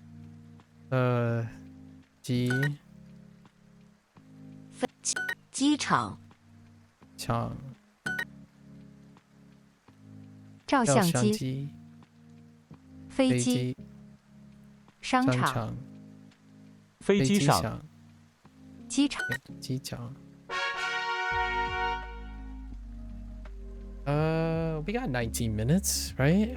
19 minutes? We'll do another 9 minutes and then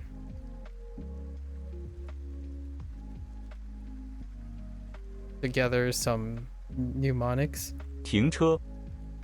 Oh, is 停车 in here? Oh yeah, it is. Actually, 停. Okay, 停车,停. Stop. 停.停车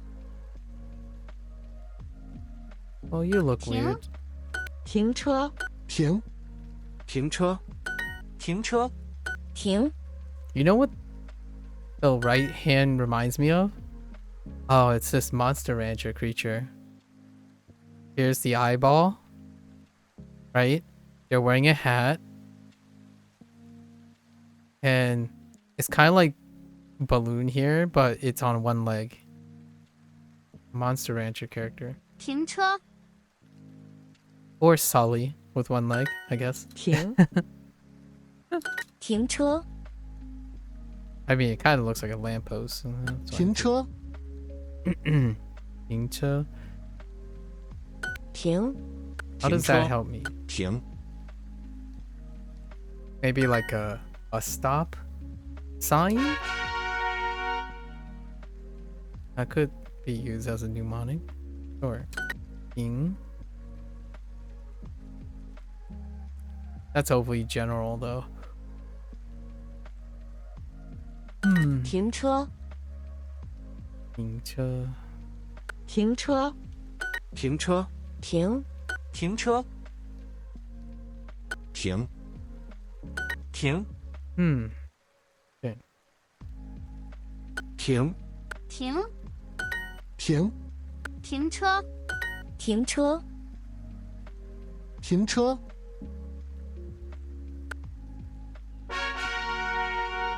Wait. Okay. I have nothing on this one yet. Lee.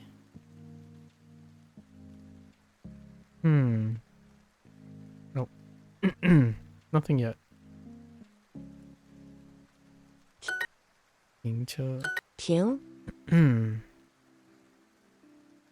停，停车停，停，停车停停，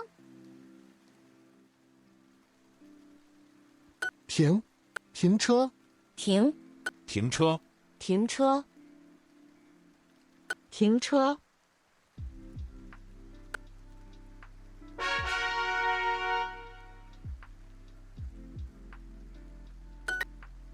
停. 停车，停，停车停车停车，停车，停车停车停停停车，停车，停车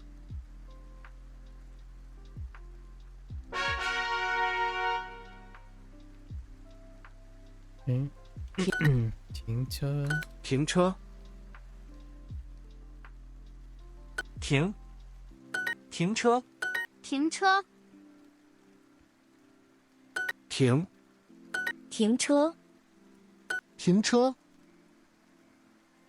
停车，停车停停，停停 I feel like there were way more characters than this. 停车， Could have sworn. 停车停，停车停，停车，停车， Okay, not that much more. 停车 Maybe one other. 停 One 车 or 停 two 车. others. 停车，停车停，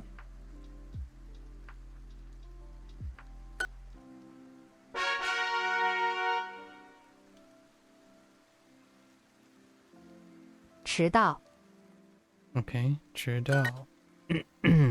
Right? To be late, 迟到.迟到迟到，迟到. Okay, that looks a little bit better. I thought that was a new thing. 迟到， But no, they're okay. Fair enough. 迟到， not 迟 simplified. 到， Maybe. 迟到，迟到，迟到，迟到，迟到，迟到，迟到，迟到，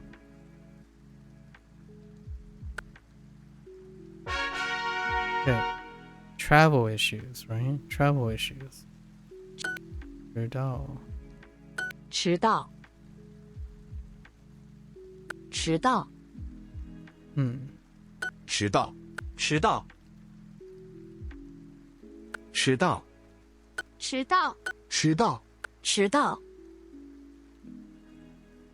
迟到，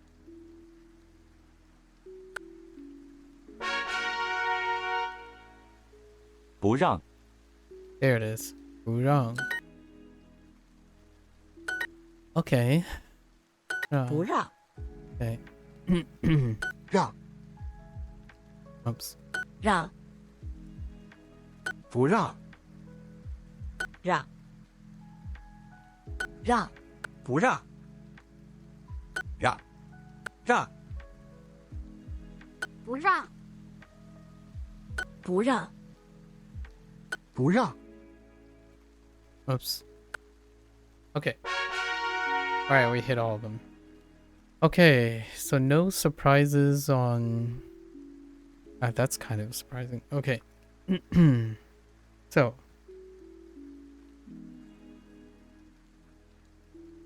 How far things are. I think that's gonna stand alone. Travel, right? When we think about travel. You're tired? Yeah, go to bed. Good night. Thanks for hanging out.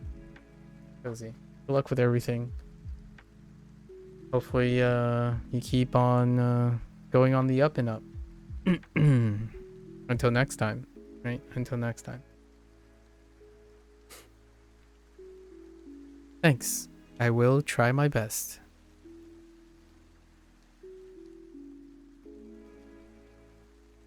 Let's see.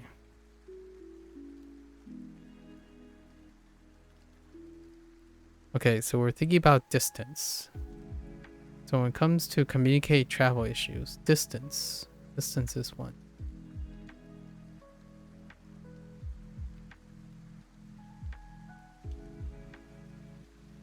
So, Lee and Lee, we have...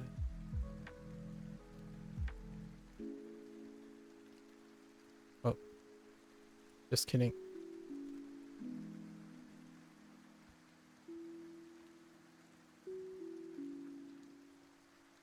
Yen. Where's Yen? Is Yen on here? Yes. Yen. Lee. And Dean. Dean. Right. Close and far.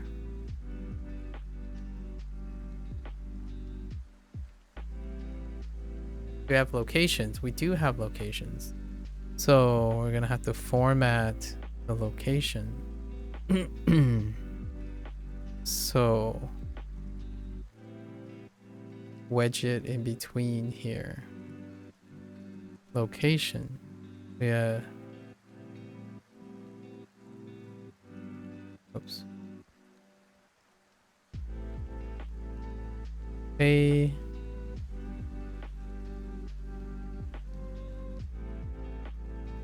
Fei. Oh, not Fei. Oops.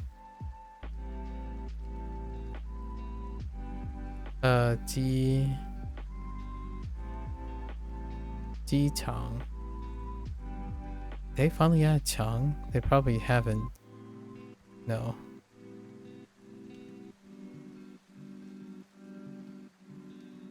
Wait, that's not it.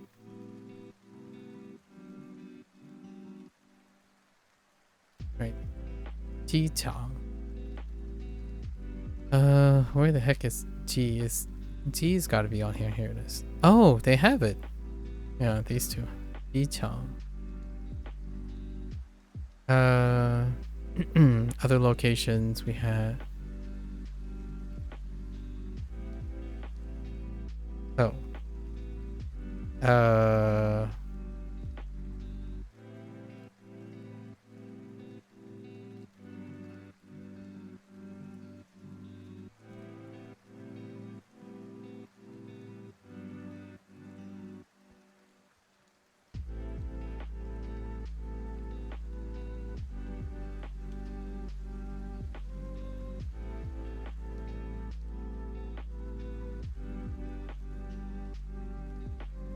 Yeah, 香肠.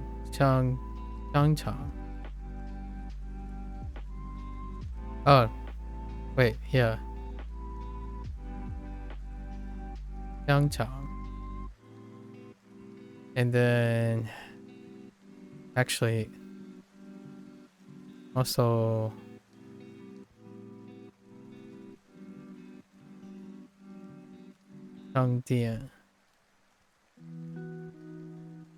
Shangdian leads to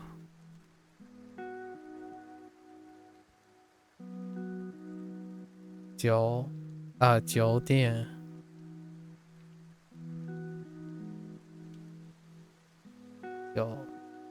酒店 also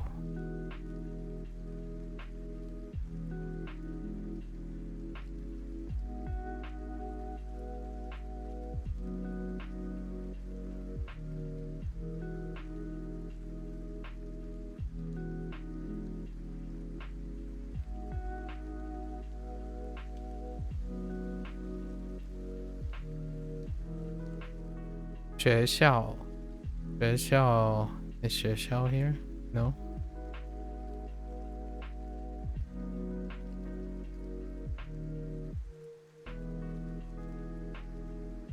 Thinking of locations.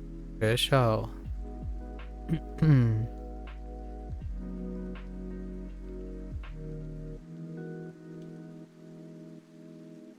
Jia. Other locations for travel. Yeah. 那里这里 right 那里哪里这里这儿那儿这儿 yeah 这儿那儿 we're gonna omit those. That's fine. And how so how we're gonna move 开车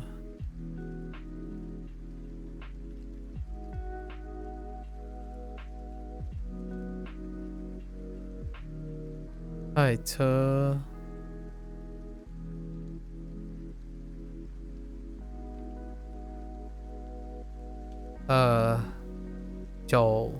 九路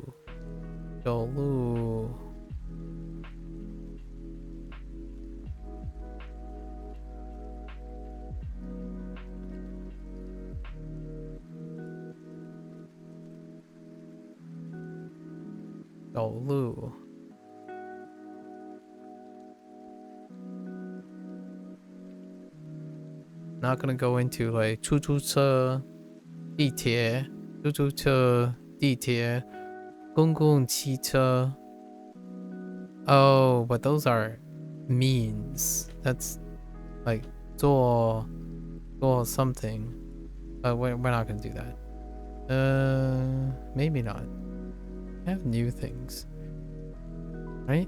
Oh 汽车 was used I guess so. We have this. So, 汽车 must be included. 汽车 they're listed here? No.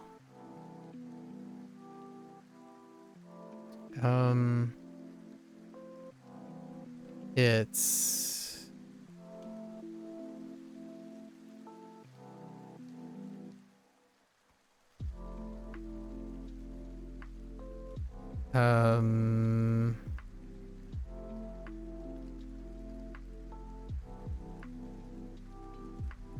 Right. That might not be the correct one. Oops. Let's see.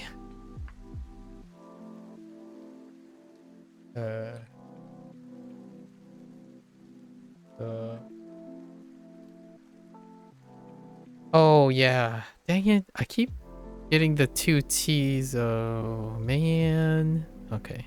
Tita is this T. Tita. Tita.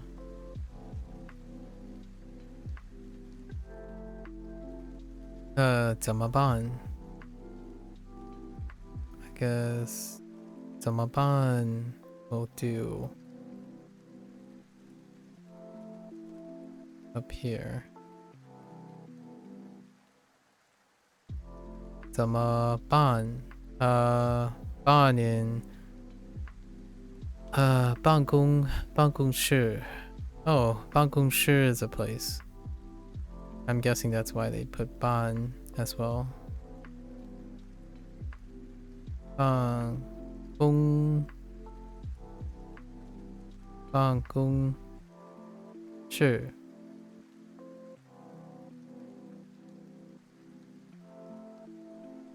Hold up. I think it is this shirt. Well,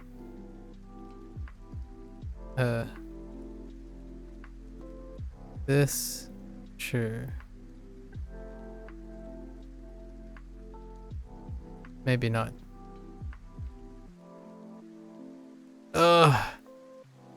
No, it's the other shirt. The one that I started writing. Or no, it's this one. Oh, you know what? I think I might have missed stroke on. Or heya. Yeah, it's okay. Oh no, no, it's not. Just kidding. So 办公室, 办公室 and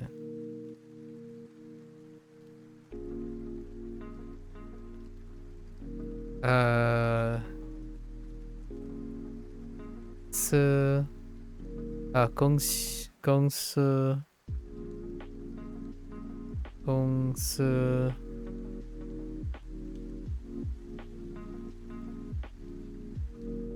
办公室 and 公司. These are still more locations. We got lots of locations. 可以怎么办? That's gonna remind us of location. 怎么办? 可以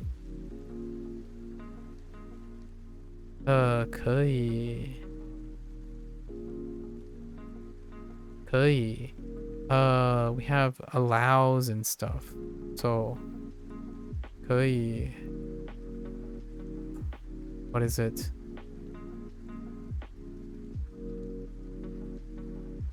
Oh, 人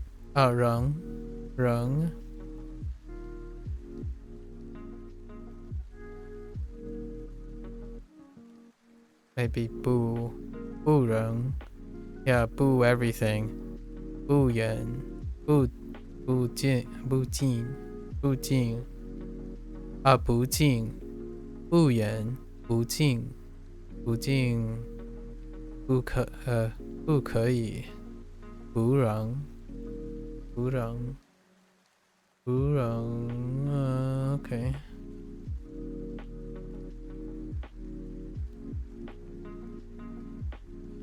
We're sticking this up here. 可以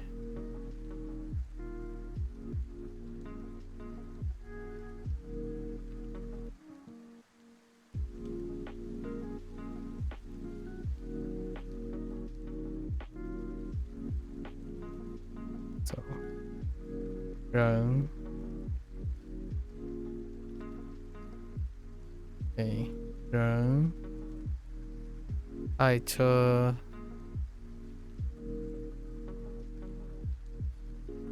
飞机 Oh, right. 飞机 here.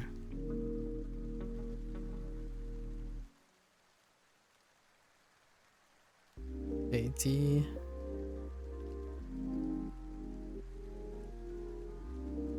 Who's got it? 像 To be on something? 像 We can add 像 maybe 像做 As well 像你做帮帮小时 Yes 一个半小时 was a grammar point.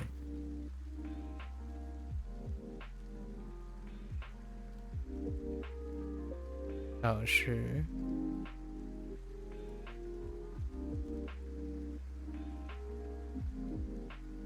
的 oh I think I'm gonna write like the 买的要 No, not even 要的买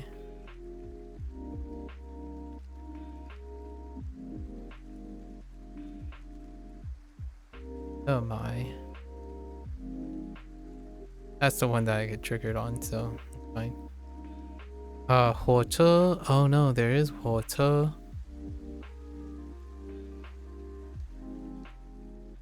So we have 火车 and 票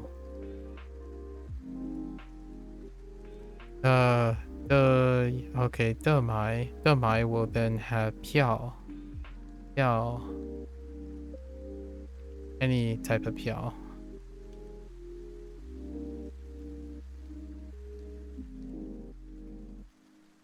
到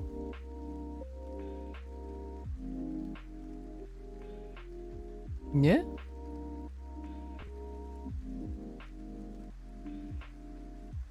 Oh, 迟到 Oh wait, that's not the that's not what I'm 迟到迟到 late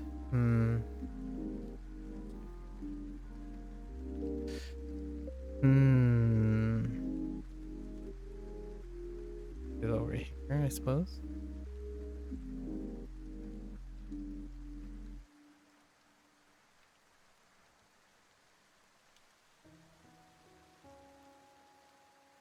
Oh.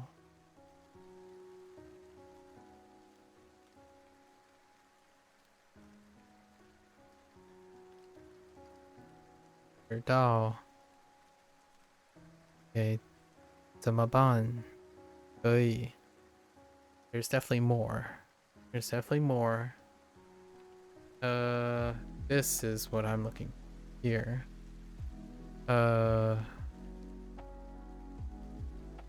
That's wrong. This is wrong. Wrong. 不 wrong. 不 wrong. Stop. 停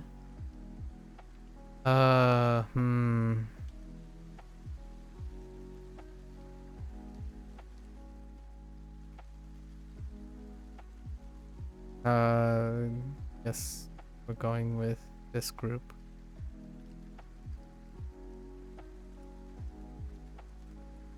Ing.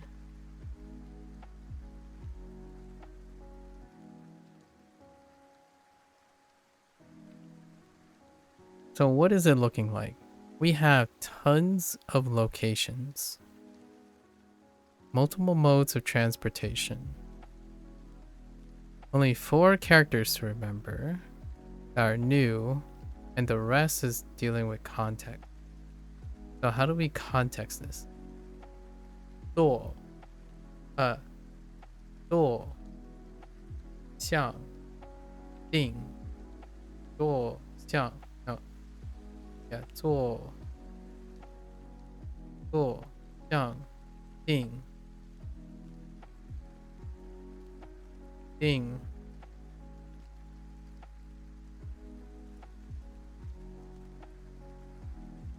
and G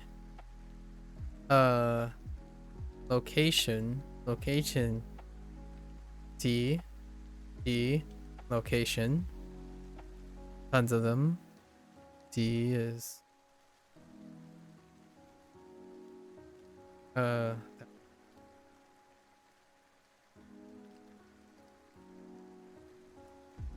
do we have any new locations in there? No, we don't. Okay. And you 做像停停time then the time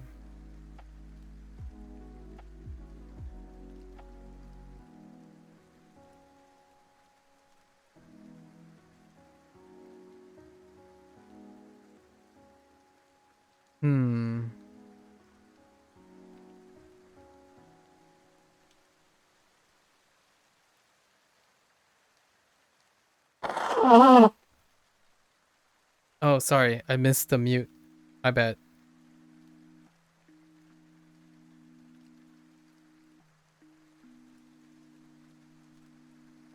Great.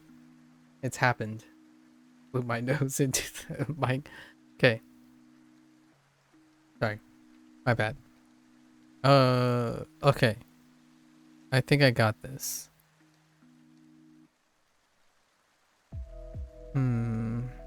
Wrong. Okay. All right. Let's do this. So first we have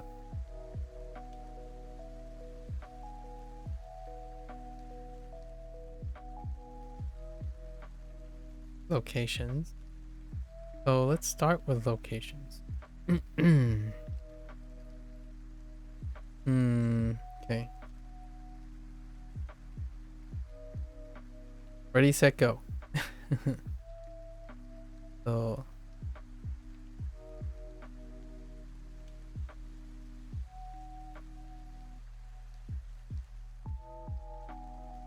机枪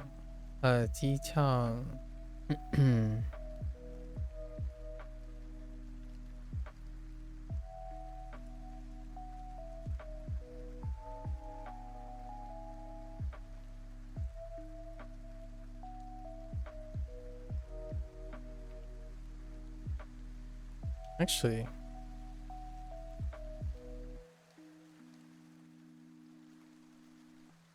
no, that's fine.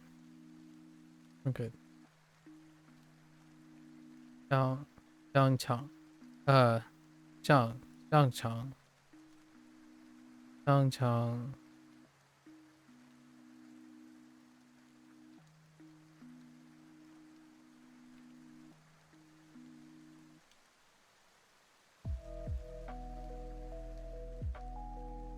商店，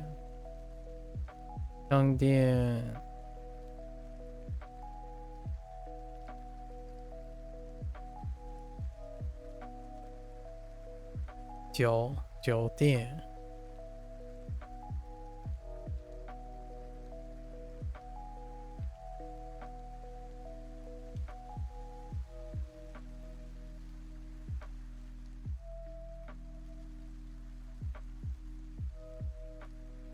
家，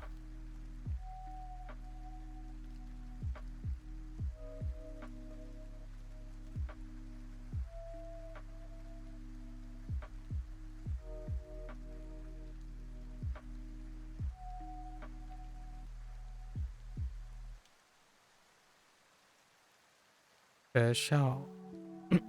学校。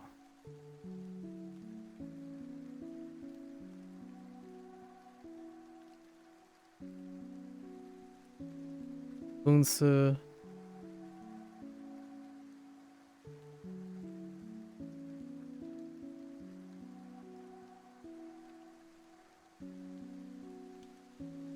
办公室。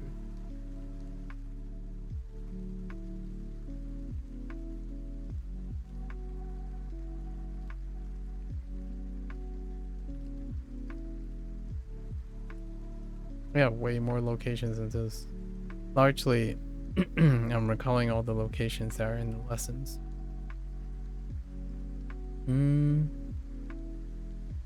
Okay. Uh-huh. 有点。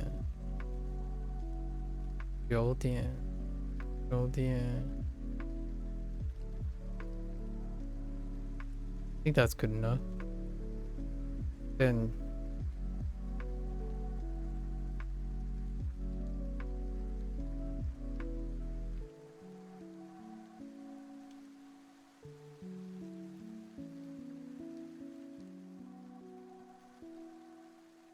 D. Right. B.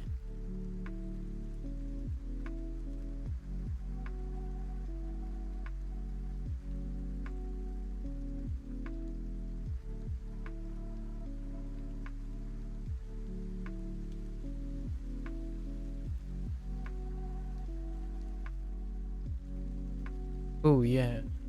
Yeah. Or yen. Yen. No, yen. Yen. Nice store.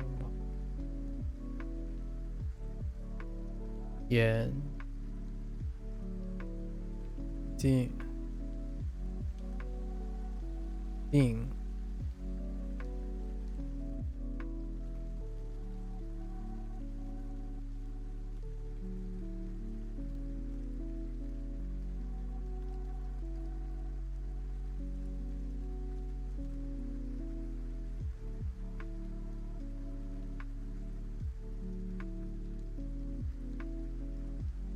让。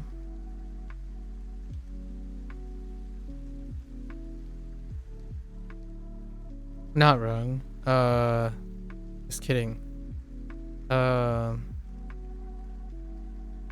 This is wrong. Stop doing that. Wrong.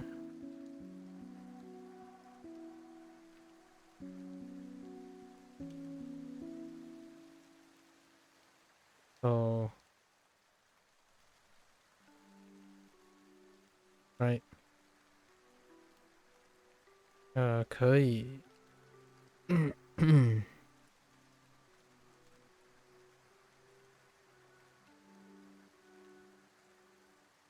可以。Oh. Oh. Okay, I can go from here to.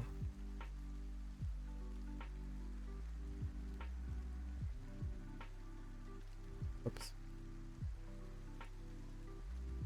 怎么办？ Right. That's.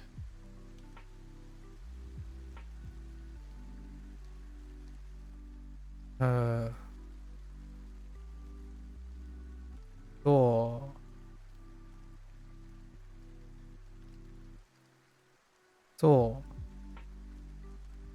像。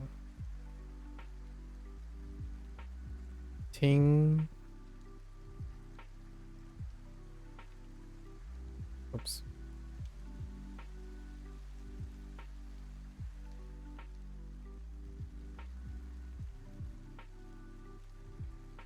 听。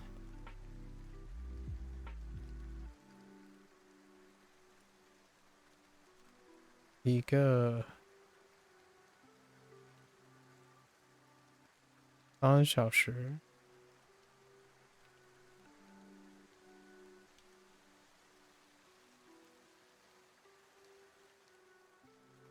We got that.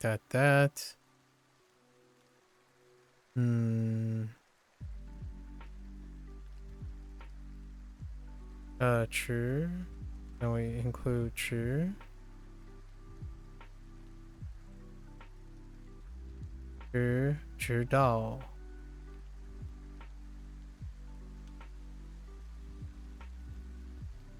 Oops.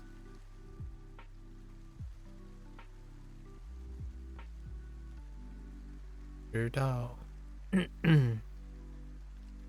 知道. Ow. Like, actually, maybe in here we'll have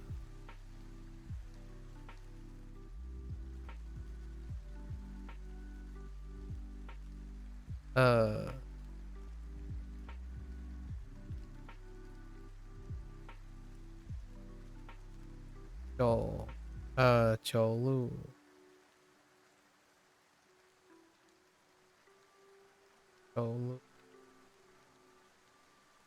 走路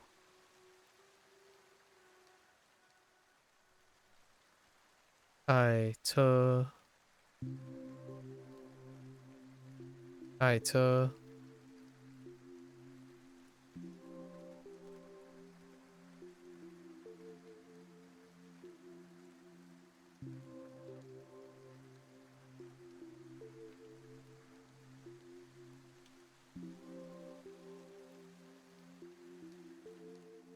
飞机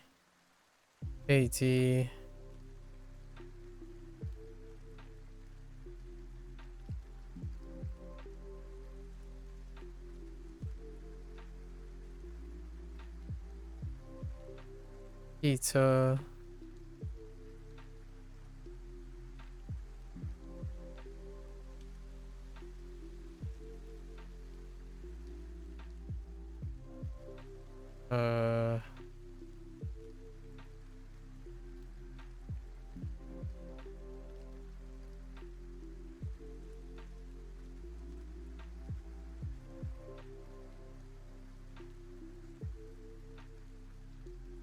买票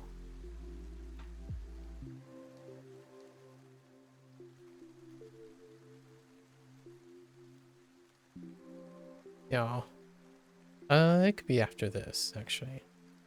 Be looped down here. 火车 or as well. 火车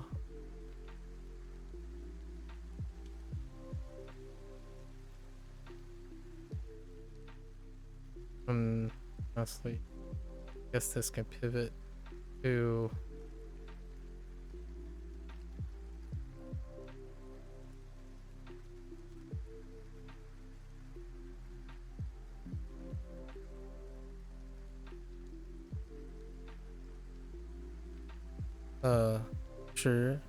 迟到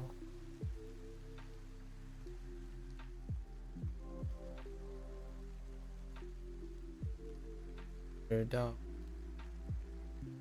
that everything? I think that's everything. I think we're okay. Only 4 characters. The rest is connected by context. Yeah.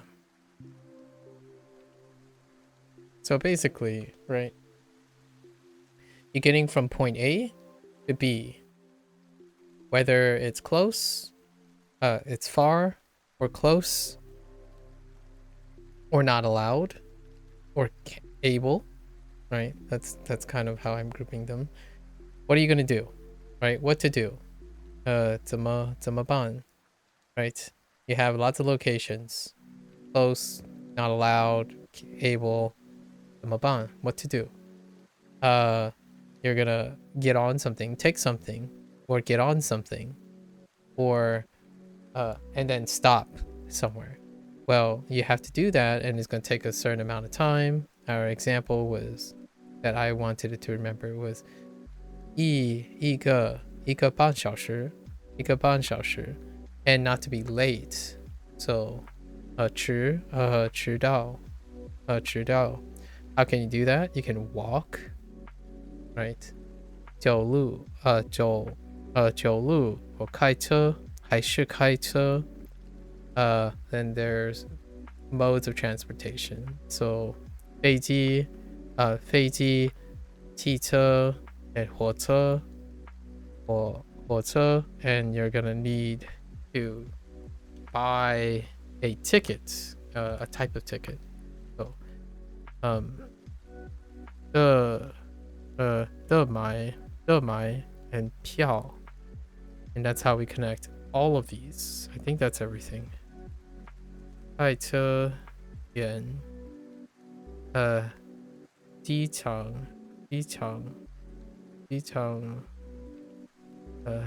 订飞步将8小时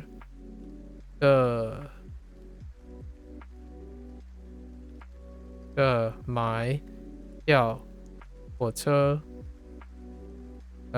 迟到怎么办 right and 可以 yep it's not too bad. At minimum, we'll remember all 4 of the characters. I still feel there's definitely something missing. We'll try to capture it tomorrow because my attention was kind of like back and forth, so I'm not sure what is missing. I think there might be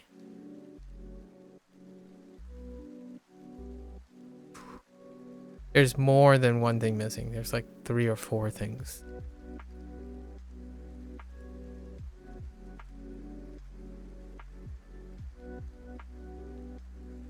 Actually, might actually be in the guidebook. Okay, no, we're fine here. Trying to grab inspiration. Ian did not come up. Maybe not. Hi, Lana. And well, those are the things we're gonna try to remember for now. I'm pretty sure there are like 2 or 3 characters. In fact, I remember one right now. It looks like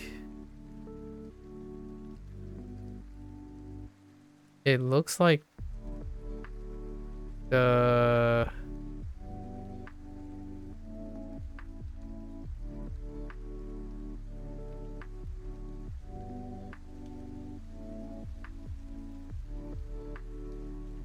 I know at the bottom it has this.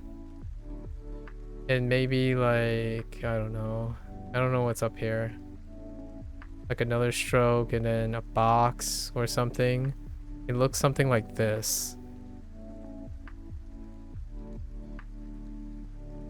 So that's missing. Cow. It's cow. Oh, actually, let me enter it. Cow. Oh. Oh, here it is.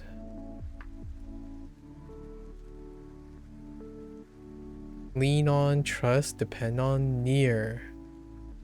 How is this being used? Oh.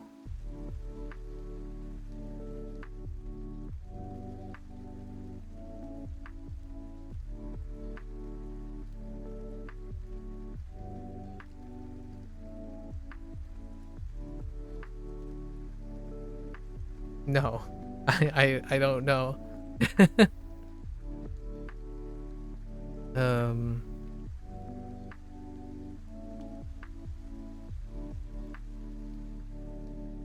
Yeah, it looks like cow looks like.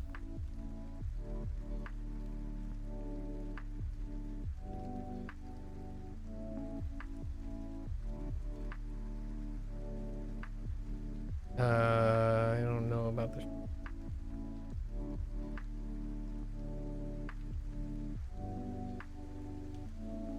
Actually, we can take a look. Wait. Oh, here.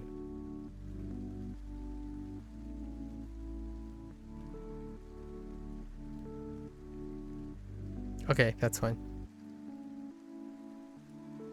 So, cow. I have no idea how cow.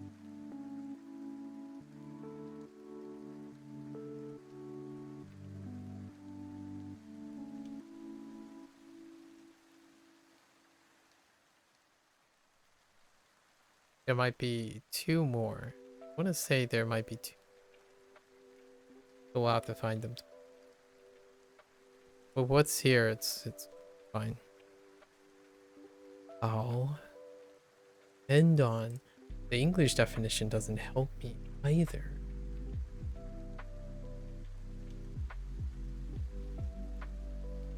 To lean against or on, to stand by the side of, to come near. Oh, yeah. Wow, that's a vulgar word. What the heck? Yeah, don't get near me. I think it was something about don't come near me. Ow.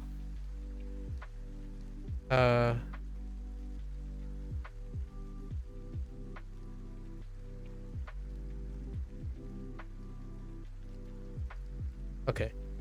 That's all I remember. Sure. Alright. I guess we'll find out tomorrow. It's so random. Okay. Alright, well that's a wrap.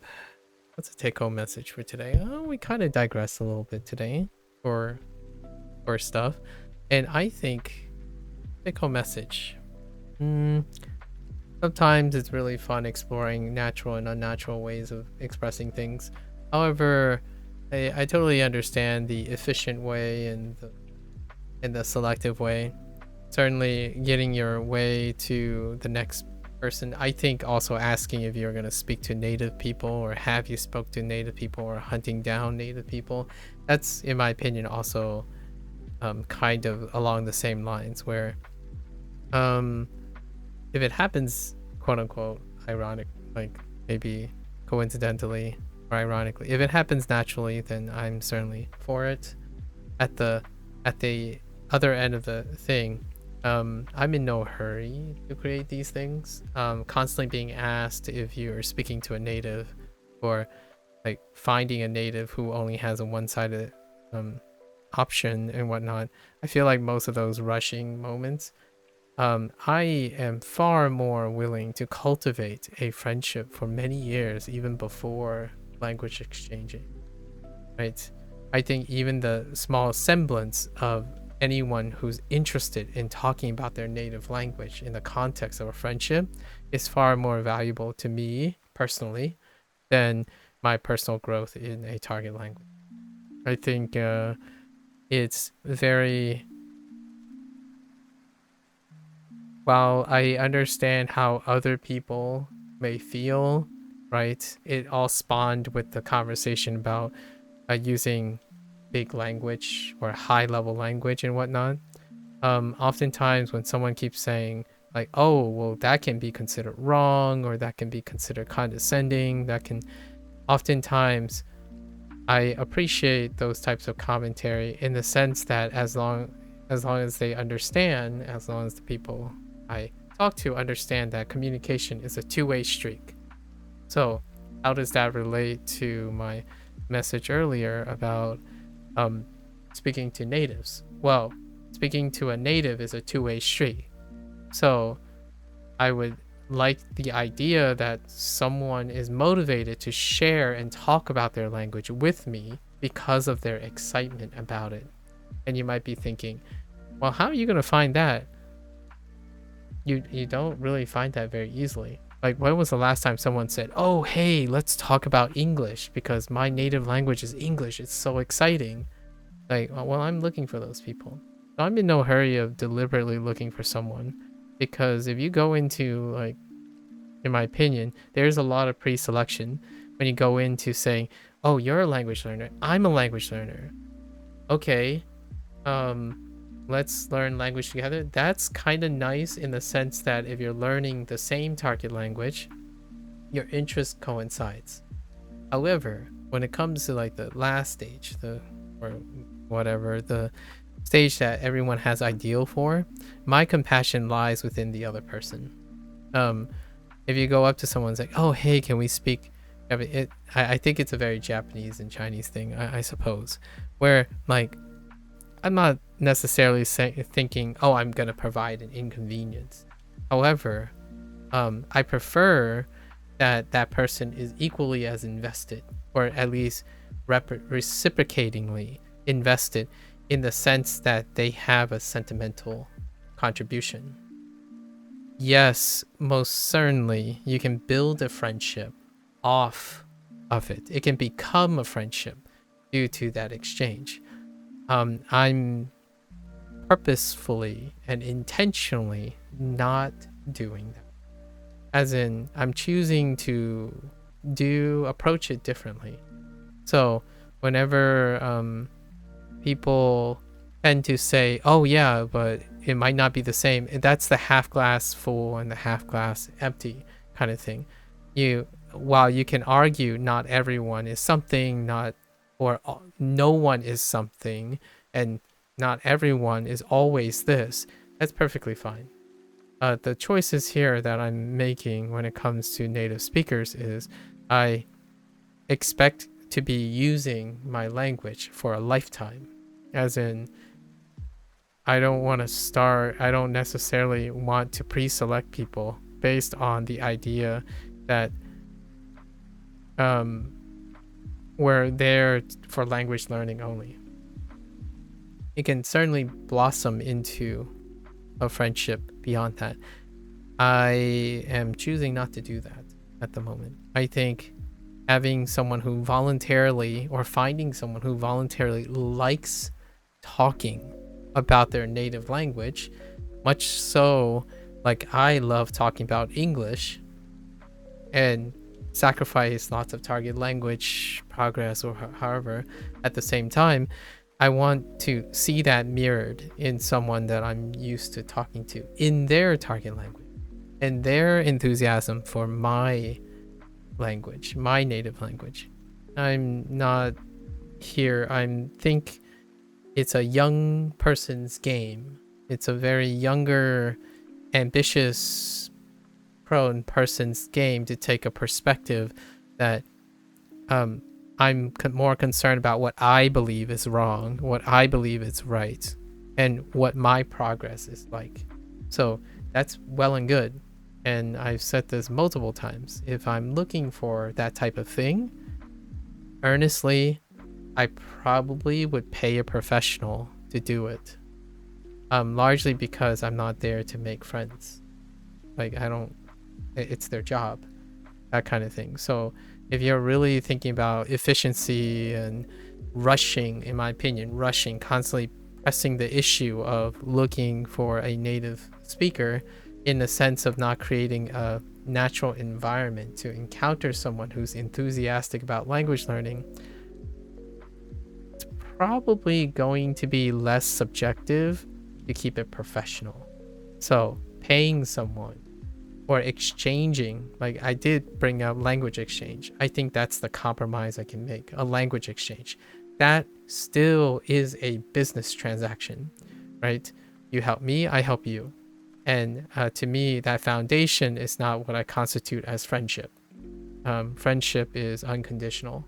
It is one in which your enthusiasm and willing to share is not in the scape of one's progress or one's success. So for me, if it never happens, it never happens.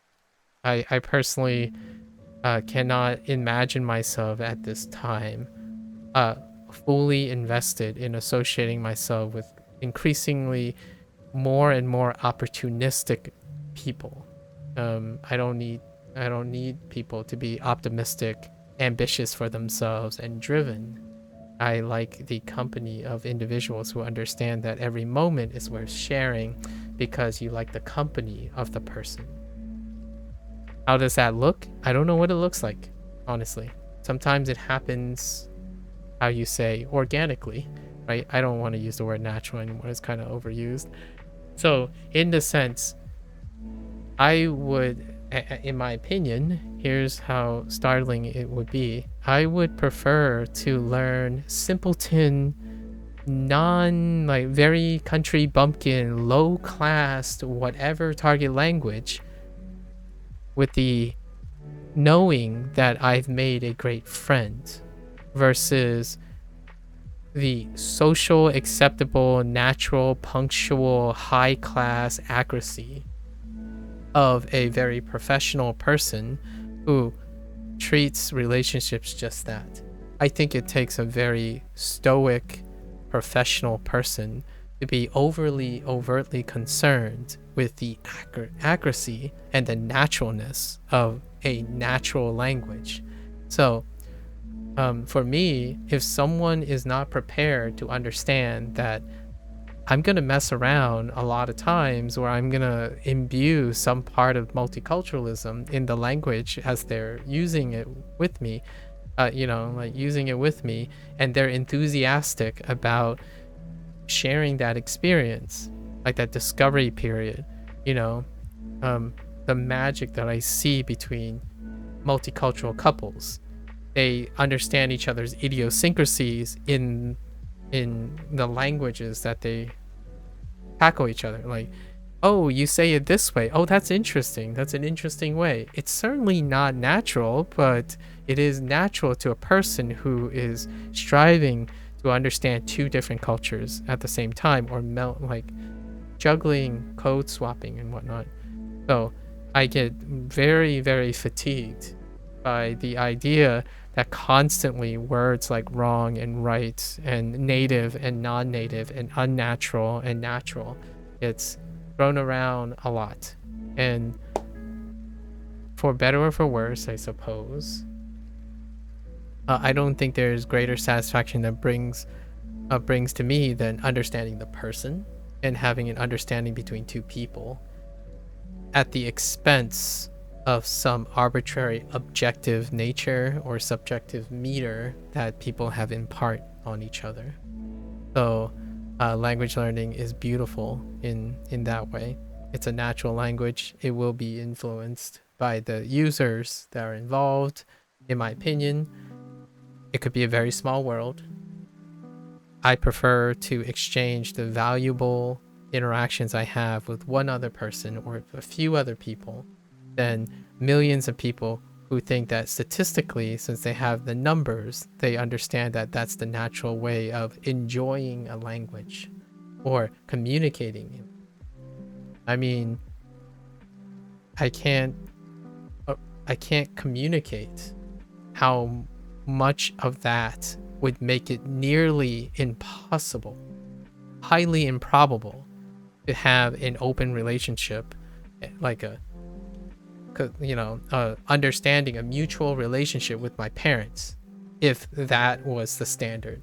If the standard is to sound natural in order to not be upset or wanting to be someone's friend and stuff, imagine how estranged a family is if you're raised in English and your parents decided that they would not learn English or like try to learn English. That to me is not why that to me is something that I would say can prevent people from having compassion for other people, even your parents. So it can become a constant point of consternation. Like, oh man, I wish my parents could learn proper English or natural English because, that's the right way to speak things. That it's a personal take. It's a personal take. I think it's beautiful when people try to do anything with enthusiasm, with passion. So going around, in my opinion, pointing your nose, looking down upon someone, whether they choose to use large words or small words, and be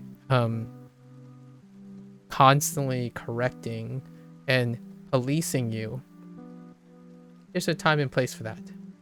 I would pay an instructor to do that and be prepared to do just that. You know, the discipline, the due diligence. If I'm gonna use this language, you know, use Chinese and Japanese, I sure as heck am looking for someone who I have no reservations or insecurities about. Hey, look, it's another American who thought about this phrase in a weird way, in their own American way, and that's pretty neat. And then be like, oh, hey, you know what? I want to explain what I think you're saying. That, to me, is priceless. If it does happen, certainly. I honestly think on the lower end, or the realistic end, it's highly unlikely, in my opinion. I think English, without a doubt, is the uncontested language, and still that type of enthusiasm for English in general is unfounded on the internet. It's about precision, bare minimums, skipping foundations, actually not developing communication skills at all, really. Like, that's optional too. So the take-home message probably is there's something very special about wanting to talk to someone. It's a very special thing. It can convert even the most devout, closed off, self-proclaimed, self-diagnosed introvert into more of a social person, right? Finding people who, when you open your mouth and you say something, their first inclination is, wow, that's annoying, you said it wrong. Or, wow, that's annoying, but I can't help it, but you sound so unnatural. Then the idea is, I personally think the person who's willing to go and do that, regardless of how someone else contradicts their love for language and whatnot, I think better off I would bet my money on the person who's willing to take the risk, in my opinion. I know face culture would cringe at that, like, ooh, but you don't want to be wrong and stuff. It's like, fair enough. This is me showing a bit of my, I guess, westernized culture. I'm looking for someone like that. I think there's a hyper aggressive nature on the internet for being insecure about learning something and expecting you can't ever get things wrong, or even having low tolerance to the point where there's a lack of compassion whatsoever. So to me, when I think about things that annoy me, those things have gone away. So that 18-year-old younger self was very much like the internet of today, in my opinion. People who get annoyed the moment someone spoke almost 16,000 words in a normal day or something, and then decided, oh, this person misspoke like 5 times today. I saw it. This person's an idiot, right? That's kind of the world. You can't, I don't know if I've ever spoken 16,000 words in a day. I'll give myself a modest 5,000 words.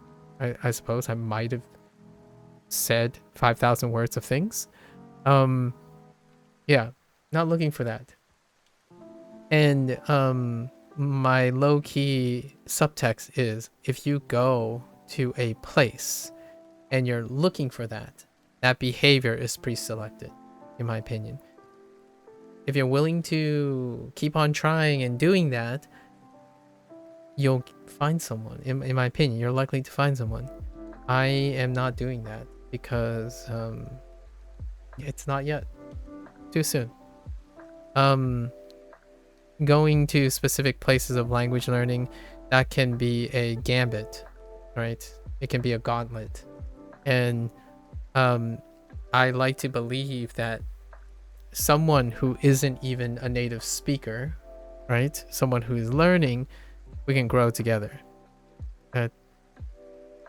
I feel it's really weird, in my opinion, to want the best and project the best and ideal image of what you want from another person.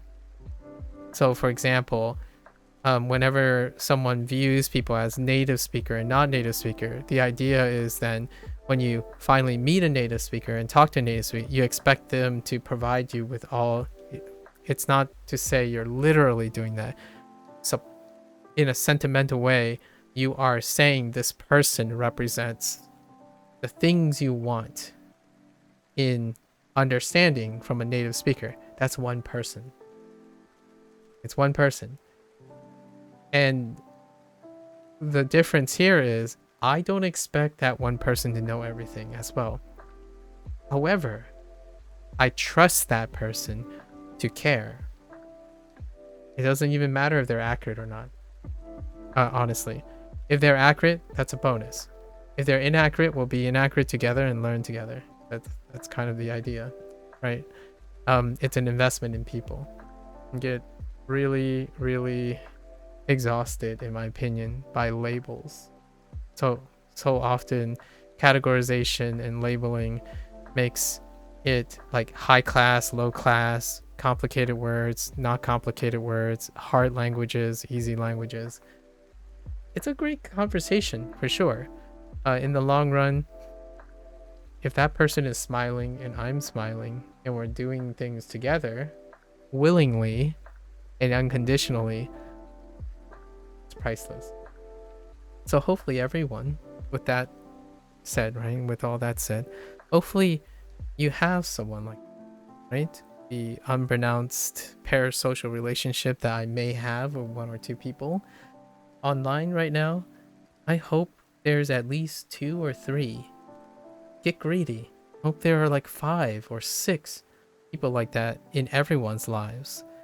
Honestly, you can learn any language together even. Heck, neither of you can be native speakers and still, in my opinion, be able to acquire a target language without even having competence in either way. I think that's far more exceeding. It's not a competition. I think in the ideal world, right, you have all of the above, right? A mutual understanding that both of you have a native language that each other don't speak.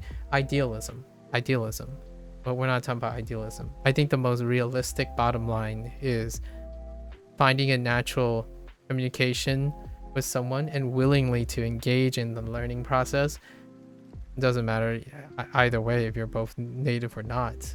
You both can gather information together and exchange ideas together. So what does that look like? Well, any level of competence, in my opinion. If they're enthusiastic about language, I think that comes first. In my opinion, one of the top 3 elements, a genuine reciprocated interest in language. What does that look like? Well, it certainly doesn't look like someone who keeps saying that you're doing it wrong and not trying to understand how or why that's the case, or pushing expectations and then categorizing people by saying, oh, this is X and this is Y. I don't think that's going to help. In my opinion, that's not problem solving. That's simplification. You're simplifying things so that there's clarity. I don't invest in people like that. People are messy. They are dynamic. They are naturally changing. So call it what you will. I hope those are the people that are closest to you, people who are willing to understand and, you know, support you, provide criticism without this concern, you know, like a indifference to your aptitude or feelings or what have you. Okay, and with that said, this is the end of our lesson. I haven't digressed in a long while. It's been pretty focused and business as usual, right? Really focus on trying to get all the vocabulary in and all the writing in. So until next time, right? If you're gonna watch this later, 谢谢. If you're interested in more commentary, I always like answering questions to the best of my ability. Again, it's not professional advice. I like talking about the interaction of human behavior and trying to encourage people to constantly innovate on finding compromise.